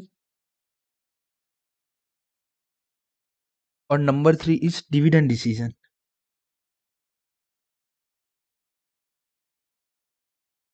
जब ये 3 डिसीजन हम लेते हैं, तो क्या होगा? समझ लो कोई बंदा है, कैसे भी डिसीजन ले रहा है, तो उसका रिटर्न और रिस्क रिवॉर्ड क्या होगा? मतलब कि एक बंदा है, वो बोल रहा है म्यूचुअल फंड में है ना, पैसे इन्वेस्ट करो, या शेयर में पैसे इन्वेस्ट करो, पैसे बढ़ेंगे बढ़ेंगे बढ़ेंगे। तो क्या होगा रिटर्न और रिस्क का? मतलब कि राइट नाउ आप देख रहे हो बहुत सारे इन्फ्लुएंसर है यूट्यूब के ऊपर, वो बोलते हैं कि म्यूचुअल फंड लास्ट 12% के हिसाब से रिटर्न देता है, अगर आप ये करोगे वो करोगे, कंपाउंडिंग से आप 20 साल में 2 करोड़ बना लोगे, 5 करोड़ बना लोगे, 10 करोड़ बना लोगे, बहुत सारी ऐसी बातें करते हैं। और वो बात में करके 10,000 रुपये मंथली की SIPs कर देते हैं। मैं आपको समझाऊंगा म्यूचुअल फंड का क्या होता है, कैसे होता है। हम बहुत सारी चीज है ना, जब वो सब सारे वीडियो देखते हैं ना, तो हम बहुत सारी चीजें ना नेग्लेक्ट कर देते हैं, मतलब कि हम भूल जाते हैं कि हमें भी हमारा कुछ कैलकुलेशन होना चाहिए बैक ऑफ द माइंड, ठीक है, वो हम भूल जाते हैं। तो उस हिसाब में क्या होगा पता है, जब मार्केट डाउन जाएगी ना, तो ऐसा बंदा है ना, बहुत ही हड़बड़ी करेगा और अपना है ना शेयर बेच देगा। राइट? राइट? राइट की रॉन्ग? राइट, ठीक है। अब किसी ने कैलकुलेट किया हो, उसने थोड़ा पैसा एफडी में रखा हो, थोड़ा पैसा डिबेंचर में रखा हो, थोड़ा पैसा उसने शेयर होल्डर में शेयर्स लेके रखे और थोड़ा पैसा म्यूचुअल फंड में डाला हो। अब मार्केट डिक्लाइन पे जा रही है, लास्ट नवंबर दिसंबर में मार्केट बहुत डिक्लाइन में गई थी। अगर मार्केट डिक्लाइन में जाती है, तो क्या होगा? वो बोलेगा वहां पे भले ही पड़ा है पैसा, रहने दो, भले माइनस में जाते, 2 साल 3 साल बाद अप हो जाएगा। मेरे पास एफडी और डिबेंचर है जहां से मुझे एक मंथली इंटरेस्ट आ रहा है, जिसकी वजह से मेरा क्या हो रहा है, risk and return trade off हो रहा है। क्या बेनिफिट मिला? मुझे मिला ट्रेड ऑफ का बेनिफिट। कौन सा ट्रेड ऑफ? रिस्क और रिटर्न का ट्रेड ऑफ। इसको ऐसे, ऐसे और ऐसे हम बना दिया है कुछ भी मैंने अभी, बट समझो ट्रेड ऑफ का बेनिफिट मिला। क्यों? क्योंकि उसने समझा कि मार्केट अप डाउन कभी भी हो सकती है। मार्केट अप डाउन हो सकती है तो मेरा शेयर का वैल्यू या मेरा म्यूचुअल फंड का वैल्यू माइनस में जा सकता है। तो मुझे क्या करना चाहिए? मुझे सिस्टमेटिक इन्वेस्टमेंट करना चाहिए। उसने सिस्टमेटिक इन्वेस्टमेंट किया। क्या किया? उसके पास मान लो 10 लाख रुपए थे, उसने 2 लाख के शेयर खरीदे, 2 लाख के शेयर खरीदे, 2 लाख के म्यूचुअल फंड खरीदे, 4 लाख यहाँ इन्वेस्ट किए। उसने 3 लाख के 3 लाख, साढ़े 3 लाख के म्यूचुअल फंड का डिबेंचर खरीदे, और रेस्ट ऑफ अमाउंट को भी उसने 2 जगह बाँटा। उसने 1 लाख रुपए अपने अपने बैंक अकाउंट में रखे इमरजेंसी के लिए, और उसने बाकी के जो भी अमाउंट बचा उसका एफडी करवाया। देखो ना यहाँ पे अपने समझते हैं। आपके पास 10 लाख रुपए हैं। आपने क्या किया, इस फंड को है ना 4 चीज़ों में बाँटा। आपने सोचा बैंक, बैंक, एफडी, डिबेंचर और इसको हम मार्केट समझ लेते हैं। मार्केट मतलब आपका इसमें आ गया शेयर होल्डर, शेयर भी आ गए और म्यूचुअल फंड भी आ गए। मार्केट में उसने 4 लाख इन्वेस्ट किए, 2 लाख के उसने डिबेंचर ले लिए। एफडी में 4 और 2 6, 2 लाख, 2 लाख नहीं, अपने मान लेते 3 लाख के डिबेंचर ले लिए, 2 लाख की उसने एफडी ले ली और बैंक में 1 लाख पड़े, हो गए 10 लाख। 4 और 3 7 8 9, 1 लाख, मतलब कि अब क्या क्या मिलेगा? कल उठ के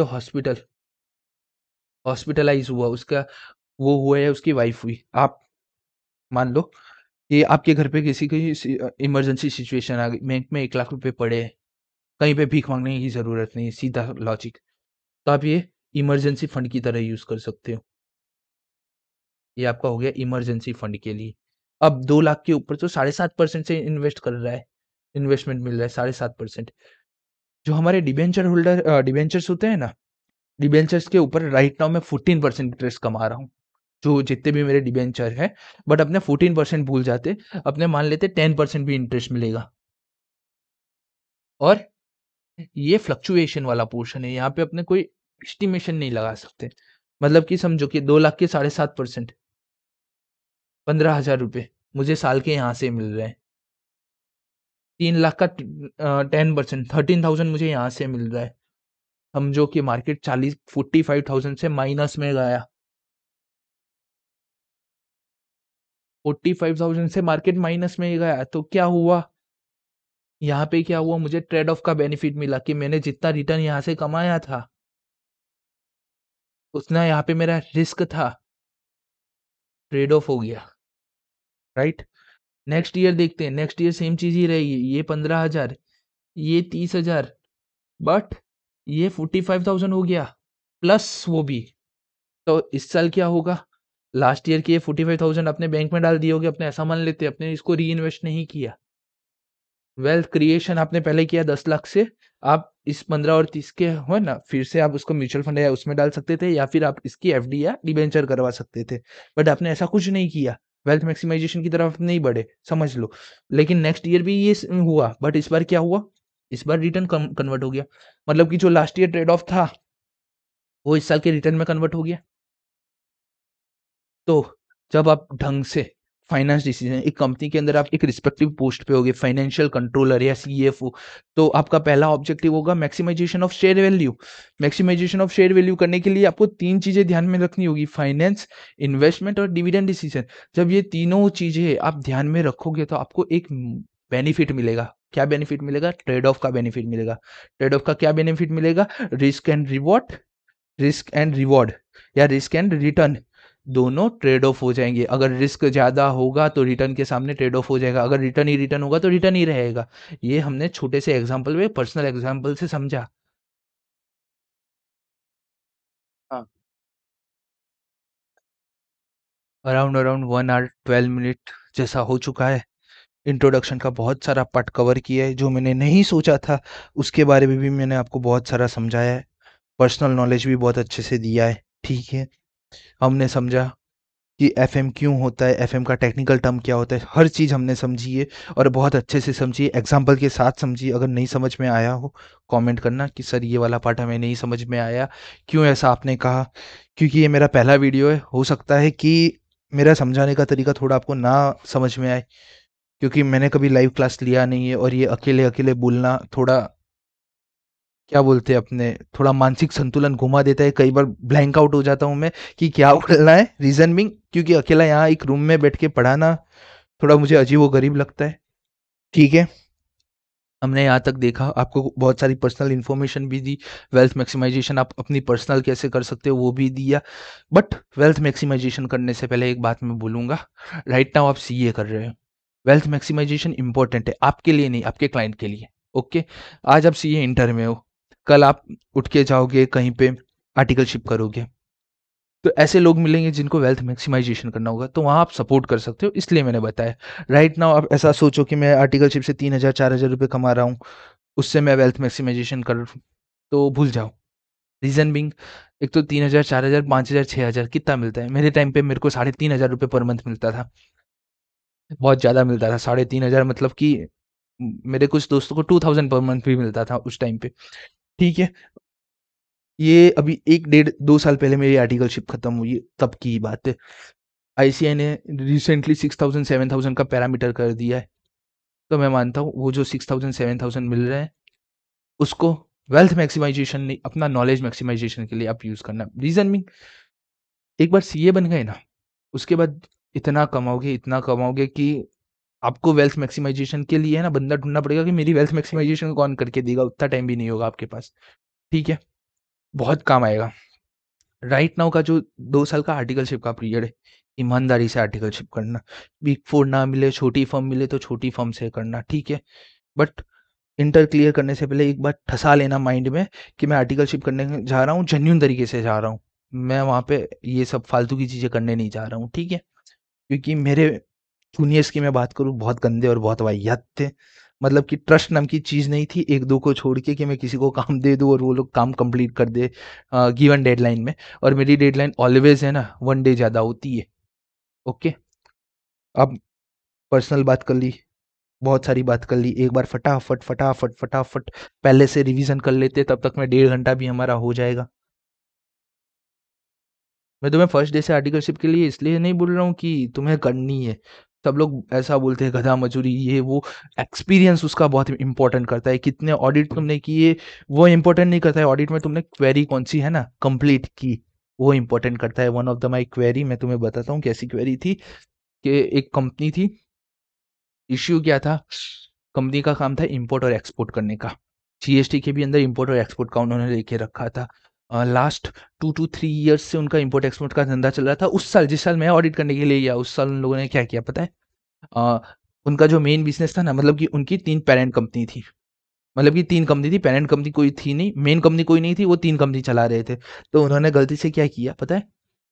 जो एक कंपनी थी उसका पूरा का पूरा, मतलब कि उसका पूरा का पूरा जो टर्नओवर था वो दूसरी कंपनी में दिखा दिया। सारे बिल दूसरी कंपनी से नाम पे सारे, मतलब कि एक पर्टिकुलर समझो कि ए लिमिटेड थी, समझो तुम लोग, ए लिमिटेड थी, एक कंपनी है, उनकी दूसरी कंपनी है बी लिमिटेड। ए लिमिटेड के अंदर एक कॉमन इन दोनों का है ना, एक कॉमन क्या बोलते हैं अपने सप्लायर है, जेड लिमिटेड। तो ए लिमिटेड के साले जेड लिमिटेड के बिल बी लिमिटेड के नाम पे कर दिया, मतलब कि कस्टमर सप्लायर सब कुछ एक ही कंपनी में डाल दिया, जिसकी वजह से जो लाइन ऑफ द बिजनेस था ना वो डिस्टर्ब हो गया।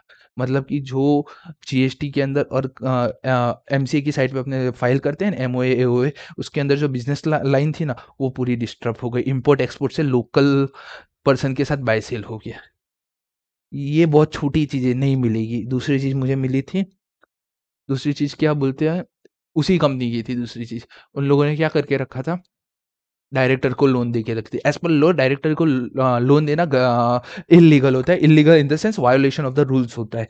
बट कुछ मुझे भी नहीं पता था, मुझे भी उस टाइम पे पता चला कि कुछ लिमिट्स होती है।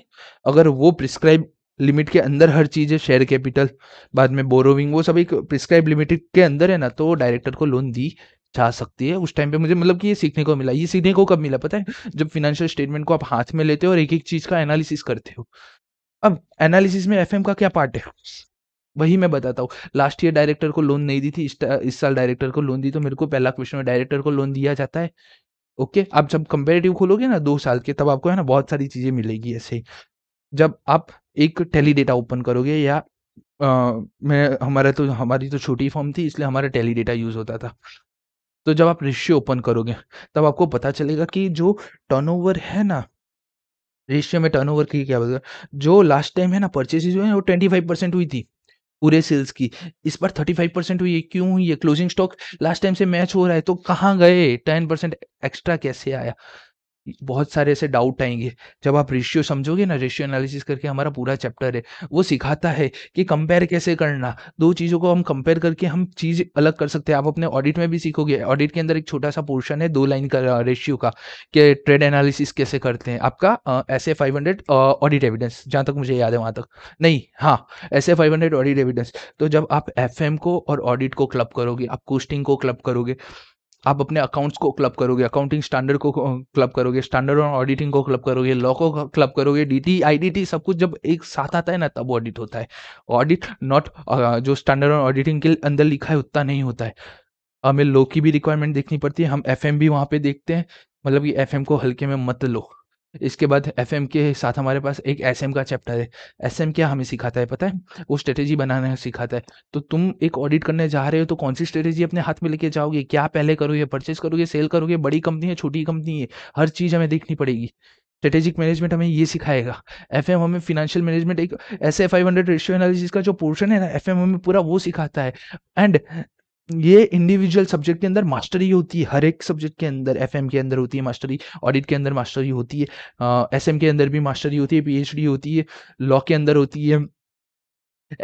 सीएस का तो काम ही है लॉ का, तुम समझो। सीएस का काम ही है लॉ का, जो भी रिक्वायरमेंट है वो फुलफिल करवाना। हमें क्यों पता होना चाहिए? हमें इसलिए पता होना चाहिए क्योंकि हम ऑडिट करेंगे, उसके पास जो कंपनी में जा रहे हैं उसके पास अगर सीएस नहीं होगा तो हमें पता लगना चाहिए कि ये गलती की है। एक सीए को सीएस की भी ज़रूरत पड़ सकती है, सीएमए की भी ज़रूरत पड़ सकती है। तो भूल कभी भी मत करना, किसी भी प्रोफ़ेशन को भी कम कभी मत दिखाना, ठीक है? One of the most part, सब लोग मानते हैं कि सीए का काम सिर्फ़ एक ही होता है, ऑडिट करना, ठीक है? सीए का काम अकेला ऑडिट करना नहीं होता है, बहुत काम होता है। जब मेरे साथ एफएम आगे पढ़ोगे ना, तो ऐसे है ना, जो काम की चीज़ें हैं वो मैं बताता रहूँगा, ठीक है? अभी 1 आवर 20 मिनट्स पूरे हो चुके हैं, 5 मिनट मैंने मस्त समझाया है आपको, 5 से 7 मिनट, कि क्यों हमें सीए, सीएमओ के साथ रहना चाहिए, क्या हमारा काम आ सकता है, ए टू ज़ेड अभी डिटेल में नहीं समझाया है। जब मैं समझाऊँगा ना सीए में क्यों 3 अलग-अलग प्रोफ़ेशन है, तब पता चलेगा हाँ, हर एक की अपनी जगह एक अच्छी वैल्यू है, ठीक है? मेरे सीएस के भी फ्रेंड्स हैं, मतलब कि सीएस मतलब सीएस कंप्लीटेड फ्रेंड्स भी है, मेरे सीएमए के फाइनल के भी फ्रेंड है, और जिनके सीएमए कंप्लीट हो गए उनके भी फ्रेंड है, और जब मैं उनके काम देखता हूँ ना तब मुझे होता है हाँ भाई, सीएस और सीएमए का भी एक इम्पोर्टेंट रोल होता है, ठीक है ना? मोदी साहब ने बोला है कि सीए की सिग्नेचर जितनी मैटर करती है ना एक पीएम की जो भी स्टेटमेंट है, मैं मानता हूँ सीएस सीएमए भी उस लेवल पे आते हैं। उनकी भी सिग्नेचर वैल्यू करती है, ओके? उनकी भी सिग्नेचर कॉस्ट ऑडिट के लिए सीएमए की सिग्नेचर बहुत वैल्यू करती है, ठीक है? सीएस जब रेगुलेशन देखता है ना, तब सीएस जब रेगुलेशन देखता है तब आपको नहीं पता है कितने लॉस को वो हाथ में लेके बैठना पड़ता है, ठीक है? तो ऑलवेज़ आप जहाँ पे भी आर्टिकलशिप करोगे ना, जैसे मैं जहाँ पे आर्टिकलशिप करता था ना, वहाँ सीए, सीएस, सीएमए हम तीनों मिल-जुल के काम करते थे, ठीक है? तो अगर आप आर्टिकलशिप करते हो, ऐसे एनवायरनमेंट में जाते हो, सीए, सीएस, सीएमए तीनों काम कर रहे हैं, तो बी प्रिपेयर, तीनों प्रोफ़ेशन की वैल्यू इक्वल है, वो मान के चलना। मेरे हिसाब से तो तीनों प्रोफ़ेशन की वैल्यू इक्वल है, बाद में आपका डिसीज़न है आपको क्या करना है। आपको आगे जाके बहुत ही बाद में अगर आपने किसी को नीचा दिखाया तो समझ लेना सीए प्रोफ़ेशन आपको एक दिन नीचा दिखाएगा, ठीक है ना? भगवान ऊपर देख रहा है सब कुछ, तो हर प्रोफ़ेशन को इज़्ज़त दो। बाद में सीए, सीएमए हो, डॉक्टर हो, लॉयर को तो कोई कैसी-कैसी चीज़ें बोलता है मैं बता भी नहीं सकता, बट वो भी एक रिस्पेक्टिव प्रोफ़ेशन है। One of the my CA colleague वो बोल रहा था लॉयर का प्रोफेशन रिस्पेक्टिव नहीं होता। मैंने उसको बोला एक दिन जाके लॉयर की जगह पे जाके बैठ, उसको कितनी गालियाँ सुननी पड़ती है, और गाली सुनने के बाद भी जिस क्लाइंट ने उसको गाली दी उसका काम करना पड़ता है, अपने में इतना गंदा तो नहीं है ना। तो वो बहुत ही रिस्पेक्टिव प्रोफेशन है, ठीक है? अब बहुत सारी इधर-उधर की बातें कर ली। हर चीज़ का मैंने एलिमेंट ऑडिट से सीखा है। ऑडिट मेरा एक फ़ेवरेट सब्जेक्ट था, है, रहेगा, but practical, not a theory. इसलिए मैंने बताया कि ऑडिट के साथ हर चीज़ क्यों इंटरलिंक है, ठीक है? प्रोफ़ेशन के बारे में बताया, ठीक है? अब हम फ़ाइनेंशियल मैनेजमेंट पढ़ लेते हैं यार, नहीं तो ये बात करने में तो है ना 2 घंटे, 3 घंटे और 5 घंटे भी मेरे को बहुत कम पड़ते हैं। तो क्योंकि हमारी जब है ना चर्चा होती थी ना, कुछ सीएज़ होते हैं वो सीए, सीएमए इन सबको है ना कम मानते हैं। कुछ सीएस और सीएमए इन दोनों प्रोफ़ेशन को थोड़ा कम मानते हैं, या तो फिर कुछ मिल ही जाएँगे आपको, आपके प्रिंसिपल मिल जाएँगे जो पुरानी सोच रखते हैं, या फिर कुछ ऐसे आपके ही कलीग्स मिल जाएँगे जो ऐसी सोच रखते हैं। तो उनको सिखाओ भाई, उन लोगों को मैंने बहुत सिखाया है कि यार मैंने सीएमए वालों से काम लिया है, मैंने सीएस वालों से काम लिया है, मुझे पता है उनका माइंड ऑफ लेवल कितना है। Okay, done. 1 ऑवर 23 मिनट्स आप कंप्लीट करते हैं, नहीं तो इस बात का कोई एंड नहीं है। इंट्रोडक्शन ऑफ फाइनेंशियल मैनेजमेंट पूरा रिवीजन करेंगे, 10 टू 15 मिनट्स हार्डली हमें लगेंगे पूरा रिवीजन करने के लिए, या मोर और लेस 20 मिनट्स। तो फटाफट कंप्लीट करते हैं, एंड 6 अक्टूबर को आपको ये लेक्चर अपना मिल जाएगा। Then okay, done. सबसे पहले financial management, introduction of financial management का मतलब क्या होता है? फाइनेंशियल का मतलब होता है मनी, मैनेजमेंट का मतलब होता है मैनेज करना, मनी को कैसे मैनेज करना। अब मनी को मैनेज करने के लिए क्या चाहिए? तो मनी को मैनेज करने के लिए जजमेंट लगता है। मनी को कैसे मैनेज करना उसका एक जजमेंट लगता है और जजमेंट के साथ-साथ कुछ फ़ॉर्मूलाज़ लगते हैं। कुछ फ़ॉर्मूला और टेक्निक्स लगती हैं। तो जजमेंट को हम आर्ट्स बोलते हैं और फ़ॉर्मूलाज़ और टेक्निक एक साइंटिफिक मेथड है। उसको हम साइंस बोलते हैं। तो एक लेमन लैंग्वेज में अगर किसी को बोलना है एफएम क्या है, तो FM is the art and science of managing money in the business. एक बिज़नेस के अंदर हम हमारा जजमेंट और फ़ॉर्मूलाज़ जो एफएम में दिए उनको लगा के कैसे हम मनी क्रिएट करते हैं। ओके? सबसे पहले बात करते हैं, एक एग्जांपल से हमने बात स्टार्ट की थी कि एक बिज़नेस है। बिज़नेस के बिज़नेस के अंदर है ना 2 काम होते हैं, एक सोर्स ऑफ फंड और application of fund. Source of fund का मतलब होता है कि पैसे कहाँ से आ रहे हैं। सोर्स ऑफ फंड का मतलब होता है पैसे कहाँ से आ रहे हैं। एप्लीकेशन ऑफ फंड का मतलब होता है पैसे हम कहाँ लगा रहे हैं, एक बिज़नेस के पैसे हम कहाँ लगा रहे हैं। तो एप्लीकेशन ऑफ फंड को हम फर्दर 2 चीज़ों में बाँट सकते हैं, fixed assets and investment and working capital. Working capital क्या होता है? जो भी हमारे रोज़िंदा काम है, जो भी हमारा रोज़िंदा काम है उसके लिए जो कैपिटल लगती है उसे वर्किंग कैपिटल बोलते हैं। वर्किंग कैपिटल अगर एफएम की भाषा में देखें तो क्या होगा? Current assets minus current liability. जब हम रेशियो एनालिसिस का चैप्टर देखेंगे तब भी आएगा इसका रेफरेंस। बाद में हम वर्किंग कैपिटल के चैप्टर देखेंगे तब भी इसका रेफरेंस आएगा। And one of the best, मेरे को वर्किंग कैपिटल चैप्टर मुझे बहुत अच्छा लगता है। ओके, दूसरा डिसीजन हम लेते हैं फिक्स असेट्स और इन्वेस्टमेंट। मतलब जो भी हमारा फिक्स असेट है और इन्वेस्टमेंट है वो किस हिसाब से लेना, जो हम हमारे इन्वेस्टमेंट डिसीजन के अंदर देखेंगे। ठीक है? तो वहाँ पे हम डिटेल में अब बात करेंगे, यहाँ नहीं करते हैं। सोर्स ऑफ फंड का क्या है? सोर्स ऑफ फंड को 2 चीज़ों में बाँटा गया है, डेट फंड और share holder fund. Debt fund को हम इंटरेस्ट का पेमेंट करते हैं, पेमेंट ऑफ इंटरेस्ट होता है। डि डेट फंड कौन होते हैं? डिबेंचर हो सकते हैं, ल long term loans, long term loan हो सकती है, एक्सेट्रा बहुत कुछ होता है। ठीक है? डन। शेयर होल्डर फंड की बात करें तो उसको फर्दर 2 जगहों में बाँटा गया है, equity fund, preference share holder fund.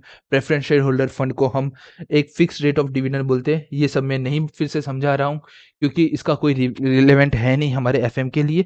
बस फिक्स्ड रेट ऑफ डिविडेंड हम पे करते हैं प्रेफरेंस शेयर होल्डर को। इक्विटी फंड को फर्दर 2 चीज़ों में डिवाइड किया जाता है, equity share capital, retain earning. Retain earning क्या होती है? Reserve and surplus. Reserve and surplus का मतलब क्या होता है? Accumulated profit during the year, no, during the business life span. ये मेरा डेफिनेशन है। हिंदी में बोले तो जितना भी प्रॉफिट कंपनी ने अभी तक में कमाया है उसका total. Okay, equity share is a true owner. और डिविडेंड की बात की कि बीओडी में एजीएम में प्रपोज होता है डिविडेंड और शेयर होल्डर इसको अप्रूव करते हैं। ठीक है, उसके बाद हमने ये जो एग्जाम्पल लिया था, एग्जाम्पल भी क्या, ये एक चार्ट है, इस चार्ट पर से हमने डेफिनेशन बनाया था। तो डेफिनेशन क्या था? एफएम क्या है? तो FM is the managerial activity. FM is the managerial activity. कौन कौन सी 2 एक्टिविटी? सोर्स ऑफ फंड और arrangement of fund. And second activity is application of fund. और क्या इसके अलावा इसको, इन दोनों चीजों को इस तरीके से इन दोनों एक्टिविटी को इस तरीके से यूटिलाइजेशन करना है ऑफ दिस फंड जिससे क्या हो? इफेक्टिव मैनर पे मैक्सिमाइजेशन हो शेयर होल्डर की अर्निंग और वेल्थ का। मतलब कि शेयर होल्डर की अर्निंग भी बढ़े और वेल्थ भी बढ़े। एफएम का अल्टीमेट ऑब्जेक्टिव भी यही होता है कि शेयर होल्डर की वेल्थ बढ़े। ठीक है, अब जब हम सोर्स ऑफ फंड लेते हैं, मतलब कि हम कहीं से भी फंड ला रहे हैं, तो उसके कुछ तो भी नुकसान होंगे। मतलब कि वो कौन से कॉस्ट पे हमें मिल रहा है, कौन सा उस पे कंट्रोल लग रहा है और कौन सा रिस्क उस पे लग रहा है। ठीक है, डन। अब कॉस्ट, रिस्क एंड कंट्रोल की बात करते हैं तो कॉस्ट मतलब कि फंड को लाने के लिए कॉस्ट कितनी है, नॉन पेमेंट अगर मैंने पेमेंट नहीं किया तो उसका रिस्क कितना है, और फंड पे मेरा कंट्रोल कितना है। तो सबसे पहले हमने बात की थी कॉस्ट ऑफ फंड की। कॉस्ट ऑफ फंड में सबसे पहले हम बात करते हैं इक्विटी की। तो इक्विटी इक्विटी इश्यू करने के लिए है ना, मेरे पास नंबर ऑफ लॉज है, उसका मुझे कंप्लेन करना पड़ेगा। नंबर ऑफ फीस है, मुझे वो पेमेंट करनी पड़ेगी। ठीक है, ऐसी बहुत सारी चीजें, मतलब कि इसका कॉस्ट, मतलब कि इसका एक्सपेंस बहुत हाई हो जाता है। यहाँ आ रहा इश्यू, इक्विटी शेयर इश्यू करने के लिए एक्सपर्ट्स मिलते हैं और ये सारे एक्सपर्ट्स कॉस्टली होते हैं। ये जो है ना एक्सपर्ट्स एंड कॉस्टली, ये आपका एफ एस एम में एक जगह चैप्टर 1 के अंदर आता है, वहां से मैंने उठाया है, देख लेना। अगर एसएम आपको पढ़ना हो ना, तब जब आप एसएम पढ़ोगे ना तो चैप्टर 1, हाँ चैप्टर 1 के अंदर है ना डिसएडवांटेजेस डिसएडवांटेजेस ऑफ एसएमए, वहाँ से मैंने ये वर्ड उठाया, एक्सपर्ट्स और कॉस्टली। तो उसके लिए एक्सपर्ट्स लगते हैं, ठीक है? और वो सारे कॉस्टली होते हैं। आप कभी सर्च करना कौन-कौन से एक्सपर्ट्स लगते हैं। सीए ही लगते हैं इक्विटी इश्यू करने के लिए, बट सीए के अलावा सीएस भी इसमें अपना कंट्रीब्यूशन देते हैं। पब्लिकली ये इश्यू होते हैं, जिसके लिए उनको लॉट ऑफ एक्सपेंस इनकर करना पड़ता है। ओके? तो इसलिए ये हाईली हाईली कॉस्टली होता है, हाई कॉस्ट होती है इसकी। जबकि बात करते हैं डिबेंचर की, डेट फंड की, तो डेट फंड का सीधा-सीधा मैं बताता हूँ। बैंक में आपका अकाउंट होना चाहिए और बैंक आपको 50 करोड़ की लोन चाहिए, तो बैंक आपको देनी चाहिए। उसके लिए बैंक आपसे 2 टू 3% कमीशन चार्ज करती है और अराउंड अराउंड 8.5 टू 12% अराउंड, एक बिज़नेसमैन के लिए इतना ही होता है। 8.5% टू 12% तक का वो इंटरेस्ट चार्ज करती है, ठीक है? तो कॉस्ट ऑफ फंड कितनी यहाँ पे कितनी होगी? लो, क्योंकि 2 टू 3% ही कॉस्ट लग रहा है फंड को एक्वायर करने का।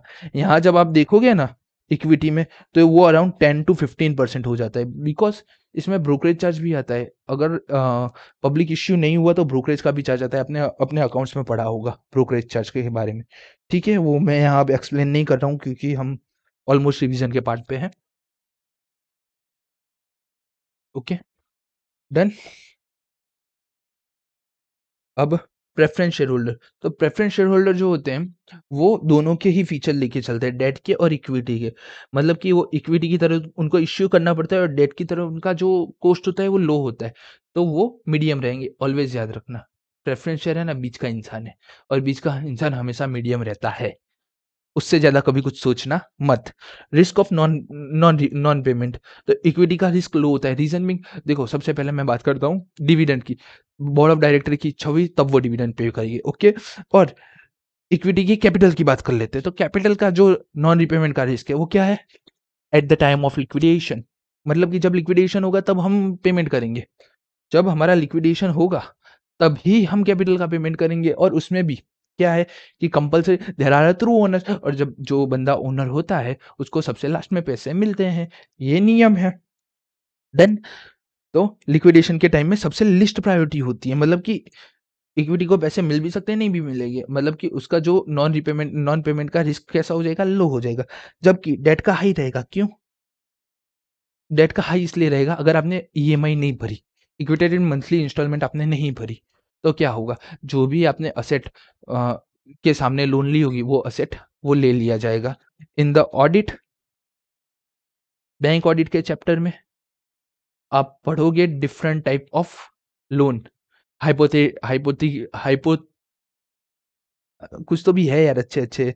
अगेंस्ट लोन है, हाइपोथेकेशन है, मतलब कि 2-3 प्रकार के अलग-अलग लोन हैं।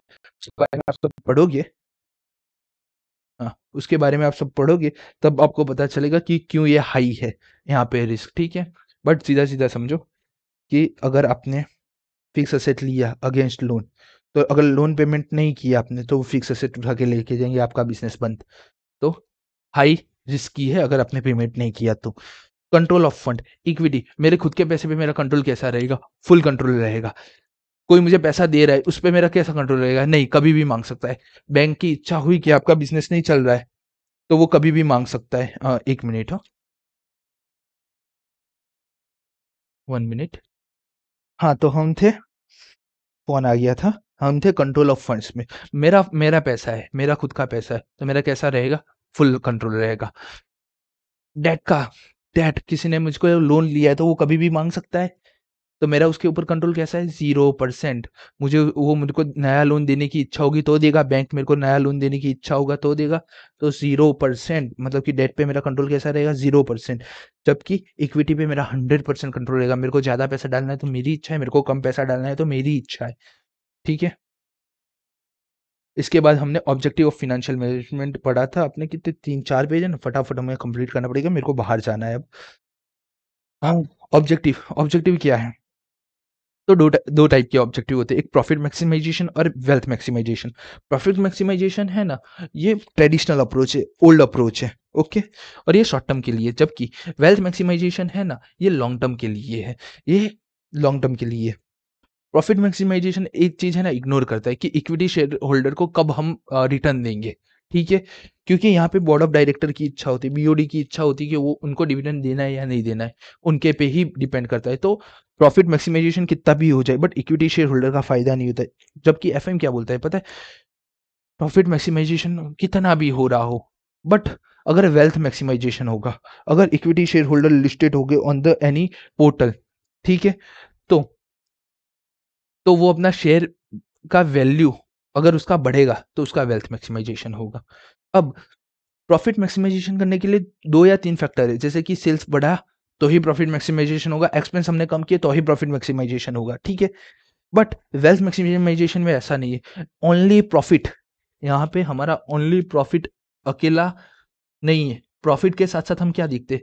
इकोनॉमिक कंडीशन, मतलब कि इन्फ्लेशन कितना है मार्केट में, उसके हिसाब से भी शेयर का प्राइस ऊपर-नीचे होता है। इंटरनल फैक्टर, एक्सटर्नल फैक्टर में मैं बताया था अदानी का रिपोर्ट के बारे में, उस टाइम पे उसका डिक्लाइन में गया था। ठीक है? इंटरनल फैक्टर, तुम्हारा इंटरनल फैक्टर कैसा है? अगर तुम्हारा इंटरनल फैक्टर, तुम्हारे एम्प्लॉयी सबसे ज़्यादा छुड़ के जा रहे हैं, एम्प्लॉयी टर्नओवर सबसे ज़्यादा है, तुम्हारे वेंडर्स तुम्हें छुड़ के जा रहे हैं, मतलब कि जिनके पास से तुम लोग माल खरीदते हो या माल बेचते हो, वो लोग जा रहे हैं, तो भी असर आएगा, तो भी हमारे उस पे असर आएगा।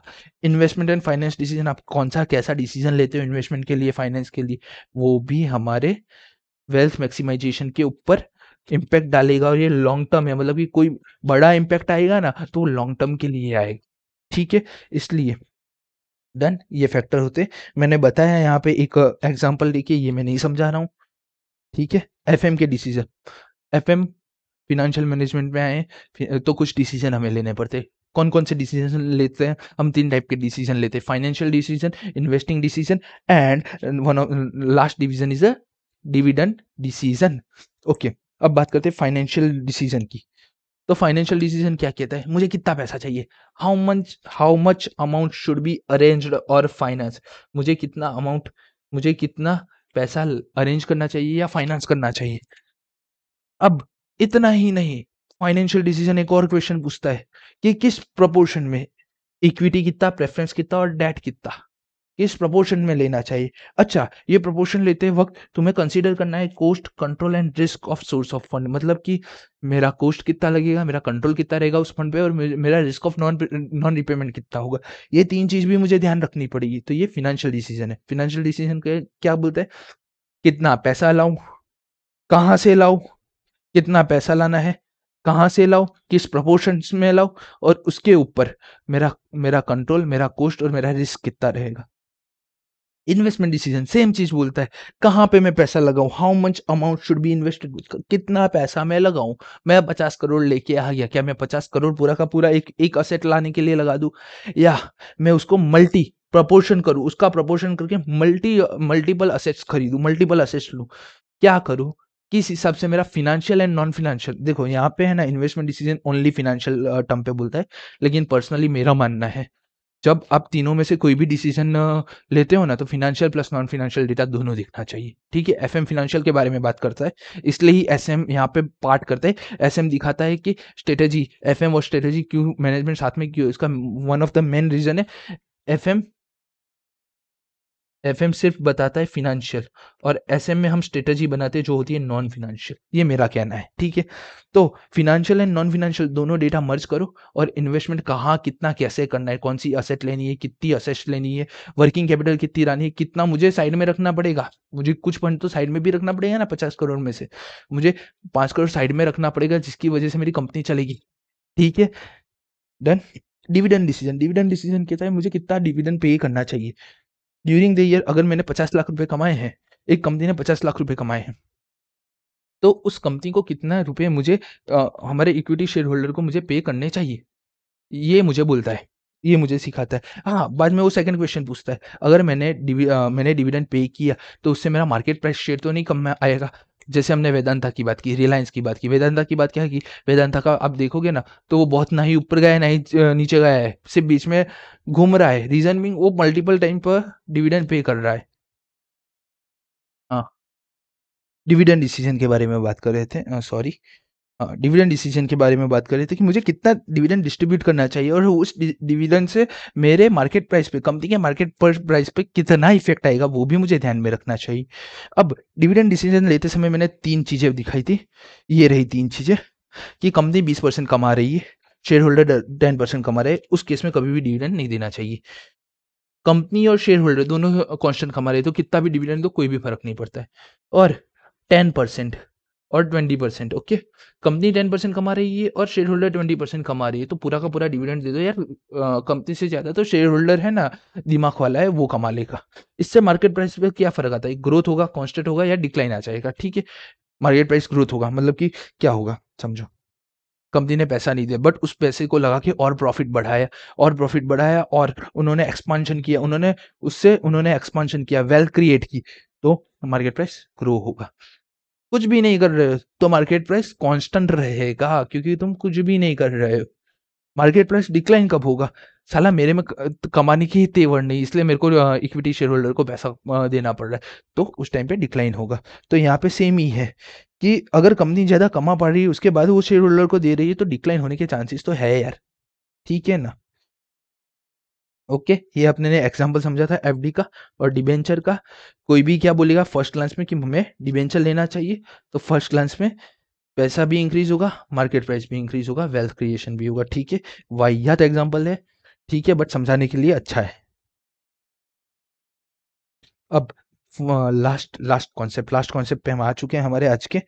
लास्ट कॉन्सेप्ट क्या बोलता है कि आप सीएफओ हो, आप फाइनेंशियल कंट्रोलर हो या सीएफओ एक कंपनी के, तो तुम्हारा पहला काम क्या होगा, तो हमारा पहला काम होगा मैक्सिमाइजेशन ऑफ शेयर वैल्यू, कि शेयर का जो वैल्यू है, शेयर का मार्केट प्राइस है वो मैक्सिमाइज हो। इसको हम यहाँ पे एमपीएस भी लिख देते हैं, मार्केट पर शेयर मैक्सिमाइजेशन हो।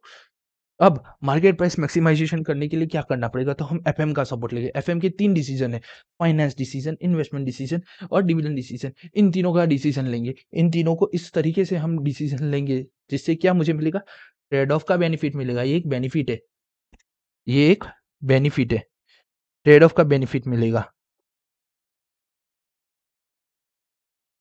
बेनिफिट, ट्रेड ऑफ का बेनिफिट क्या होता है, तो ट्रेड ऑफ का बेनिफिट सिंपल है, कुछ नहीं है कि अगर मेरा रिस्क ज़्यादा है और मेरा रिवॉर्ड है तो वो क्लब हो जाएगा और ट्रेड ऑफ मेरे को मिल जाएगा। रिटर्न ज़्यादा है तो ट्रेड ऑफ का बेनिफिट किसी काम का नहीं है। ठीक है, देखो, आपने 0% रिस्क लिया और 100% रिटर्न आपको मिल रहा है, क्या ही ट्रेड ऑफ करोगे। ट्रेड ऑफ तभी काम में आता है जब रिस्क और रिवॉर्ड दोनों हो आपके पास। जैसे कि हमने एग्जाम्पल से समझा था कि 10 लाख रुपए आपके पास, आपने मार्केट में 4 लाख डाल दिए, डिबेंचर में 3 लाख डाल दिए, जो 10% से कमा के दे रहे 30,000 हुआ।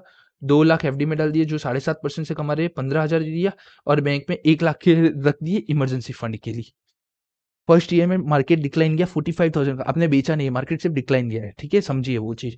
तो ये दिया, ये 30,000 और 15,000, मतलब कि यहाँ मुझे कौन सा बेनिफिट मिला, ट्रेड ऑफ का बेनिफिट मिला। मैंने इन्फ्लुएंसर की भी यहाँ पे बात की थी, गधे इन्फ्लुएंसर की भी बात की थी। बहुत सारे ऐसे होते हैं जो सिर्फ डलवाते हैं पैसा, कोई चीज़ होती नहीं है उसमें। ठीक है ना, सिर्फ पैसा डालना वो इम्पोर्टेंट नहीं, पैसा कब निकालना है ना, उसकी भी समझ हो ना, वो चीज़ इम्पोर्टेंट है। ठीक है, ठीक है। नेक्स्ट ईयर ट्रेड ऑफ का बेनिफिट नहीं होगा क्योंकि मेरे पास पूरा का पूरा रिटर्न ही है। तो इसके साथ हमारा बहुत सारी पर्सनल बातें की, इंट्रोडक्शन ऑफ फाइनेंशियल मैनेजमेंट समझा, कुछ कुछ हमारा लेक्चर हो चुका है 1 hour 42 minutes का, मतलब कि नेक्स्ट 2 to 3 मिनट्स में हम कंक्लूड कर डालेंगे। तो मेरा नाम आशीष पांडे है। आप मेरे इस प्यारे से यूट्यूब चैनल जो मैंने अभी-अभी नया-नया खोला है, आशीष पांडे इंस्टीट्यूट, उस पे आप ये देख रहे हैं। राइट नाउ हमारे 2 या 3 सब्सक्राइबर है। मैं चाहता हूँ आप इस चैनल को जल्दी ही ग्रो करें। जल्दी ही ग्रो का मतलब मुझे ये बैच हमारा खत्म हो जाए ना, उससे पहले आप अच्छे खासे करवा दीजिए। सब्सक्राइबर अपने दोस्तों को बोलिए इस चैनल को सब्सक्राइब करे, वीडियो देखे, शेयर करे, लाइक करो, जो करना है वो करो, मुझे नहीं पता है। आप मुझे सिर्फ एक ग्रोइंग चैनल के कैटेगरी के अंदर आप मुझे नेक्स्ट 2 to 3 मंथ्स में ले आएंगे तो मुझे मजा आएगा। मुझे पता है अभी ये वीडियो देखने वाले 1 या 2 ही जन होंगे, ज़्यादा कोई होंगे नहीं, बट ठीक है, जब पास्ट में आप लोग देखोगे, मतलब कि नवंबर में या दिसंबर के आसपास अगर आपके सामने ये वीडियो आता है, तो यार लाइक शेयर सब्सक्राइब जरूर करना। ज़्यादा मैंने अभी आपसे कुछ माँगा नहीं है, फ़ीस के नाम पे यही 3 चीज़ माँगी है। अगर आपका रिस्पॉन्स अच्छा रहेगा, तो मेरी बहुत सारी इच्छा है कि मैं फाइनल्स की भी बैचें लाऊँगा, इंटर के और प्रैक्टिकल सब्जेक्ट की भी मैं बैचें यहाँ पे लेके आऊँगा, जिससे आपका कॉन्फिडेंस भी बूस्ट होगा और जिसकी कैपेसिटी नहीं है यार पेमेंट करने की, 7,500, 8,000, 9,000 रुपए की क्लासेस के लिए, 10,000 रुपए की क्लासेस के लिए, तो वहाँ पे आके फ्री ऑफ कॉस्ट देख सकता है। आप देखो इंट्रोडक्शन का पार्ट मैंने जिस तरीके से समझाया है ना, यही पार्ट हमारा एट द एंड रहेगा, मतलब कि लास्ट लेक्चर तक यही एनर्जी के साथ हम समझाएँगे, करेंगे, मल्टीपल क्वेश्चन सॉल्व्स करेंगे एंड ये बैच हमारा स्टार्ट है 6 अक्टूबर, हम एंडिंग करेंगे बिफोर 31 दिसंबर, मतलब कि आप नए साल में जाओगे उससे पहले हमारा एफएम का ये बैच कंप्लीट हो जाएगा। मैं एसएम के बारे में अभी सोच रहा हूँ बैच नया लाने के लिए, बट वही है, आप अगर ग्रोइंग बनाओगे तो हम एसएम का भी बैच यहाँ पे लेके ज़रूर आएँगे। बस एक ही चीज़ मुझे चाहिए, लाइक, शेयर, सब्सक्राइब और कुछ नहीं आपसे। और कमेंट में बताना हमारा ये लेक्चर कैसा लगा? अगर अच्छा लगा हो तो ज़रूर बताना, कोई नया एग्ज़ाम्पल हम इंक्लूड कर सकते हैं नेक्स्ट अटेम्प्ट के वीडियो के लिए, तो वो भी बताना और कहीं पे आपको अगर खामी लगी हो तो खामी भी बताना, यार फर्स्ट वीडियो है यार। और ऐसे मेरे को है ना आदत नहीं है ऐसे क्या बोलते हैं रिकॉर्डिंग करने की, ठीक है? डन। और इसी के ही साथ हम हमारे नेक्स्ट वीडियो में मिलेंगे, जहाँ पे हम हमारा पहला चैप्टर चालू करेंगे, ईबीआईटी ईपीएस एनालिसिस। बहुत ही अच्छा, बहुत ही प्यारा चैप्टर है। 5 टू 10 मार्क्स का इसका सम ऑलवेज देखने को मिलता है। 90% केस में इसका सम हर अटेम्प्ट में हमें देखने को मिलता ही है। तो मिलते हैं, तब तक के लिए good bye, sayonara. Okay, done, bye.